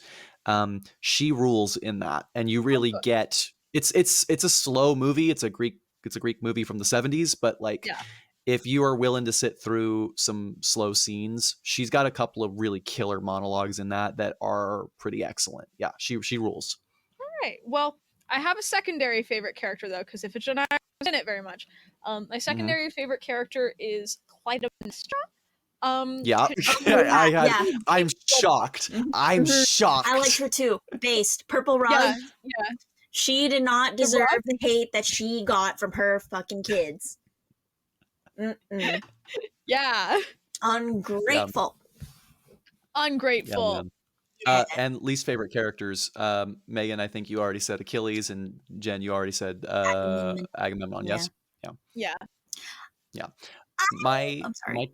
Oh no. If you got thoughts, I want to hear them. Oh, well, just like, I mean, Achilles, maybe I'm just biased because of our vampire game and he reminds me of my character's boyfriend. But I kind of have a soft spot for him a little Don't bit. do this to me, Jen. Don't I do this. just a little bit. Just he's just so. I want He's so you to silly. remember. I want you to remember the temper tantrum on the hill. I want you to remember the grabbing this perfectly fine dude and dragging him behind his car for 9 whole days. I mean, for no goddamn reason. he killed He had a reason, but I didn't like the reason. He killed his friend, his historical friend and cousin. Okay, there's something wrong with that man. He's a psychopath. Okay, I mean, and I hate his guts. But like, he kind of bad though, right? No, yeah, he's a bad person. Oh my god, he's so hot. He's played by Brad Pitt in the movie Troy. It's good. It's good shit. Brad Pitt's okay. Brad Pitt's pretty hot. Objectively, but he's not really my. As he gets older, I think he's getting hotter, which is kind of weird. You wanna have like old man Yowie with him or something? I don't know. I don't even know what that means. Anyway, Uh, my two favorite characters. I think it is a two-way tie between Odysseus and Penelope. I think they are Not such a Hector? power couple. Hector. It's Hector. It's Hector's your easily favorite, Hector. fool. Hector is my favorite. I forgot about Hector for a second. It's Wow. Hector. All right, all right. We're doing a tier list. It's Hector, Messed up. then Odysseus and Penelope. Uh, and then my least favorites are Agamemnon, and then Agamemnon 3 more times. Yeah, just Yeah. that man. Yeah. Just from introduction to the end, he just no doves. Yeah, Um, real All I would losses, all just the way. L's I all would like across the board. I wonder, have you guys really been paying attention to the faces in this painting that I've got up here? They're I think very something. Yeah. Hermes especially. He's got such he's got such OU vibes. You know what I mean? Bombast. I OU. Side I like eye. the lady all the way to the right. I think she's just happy to see a baby. She's having a good time. A baby. Yeah. I Yeah. also the middle Um, lady, her tits are just out. She Well, got yeah, yeah, nip slip, that's how it goes. boob they out. Yeah. love doing that. Yeah. You know, kind of sexist of you that you didn't mention the old man. I think that's Atreus. You didn't mention his tits are out. Yeah, well, I'm sick of talking All about their men, tits are out. so All right, so score 1 for ruining Jen's faith in humanity once again. Love that shit. it's just Thank you so much. Thank you so much for joining us. We will be back next I don't know, next interval with Yeah. probably either Cookie Run Kingdom, or perhaps I will do one on Mass Effect. Who knows? But Cookie Run Kingdom, hopefully we'd like that. Anyway, thank you all for joining us, and have a wonderful period of time. Goodbye. Thank you. Beep, boop, beep, boop, beep, boop, beep, boop. Beep,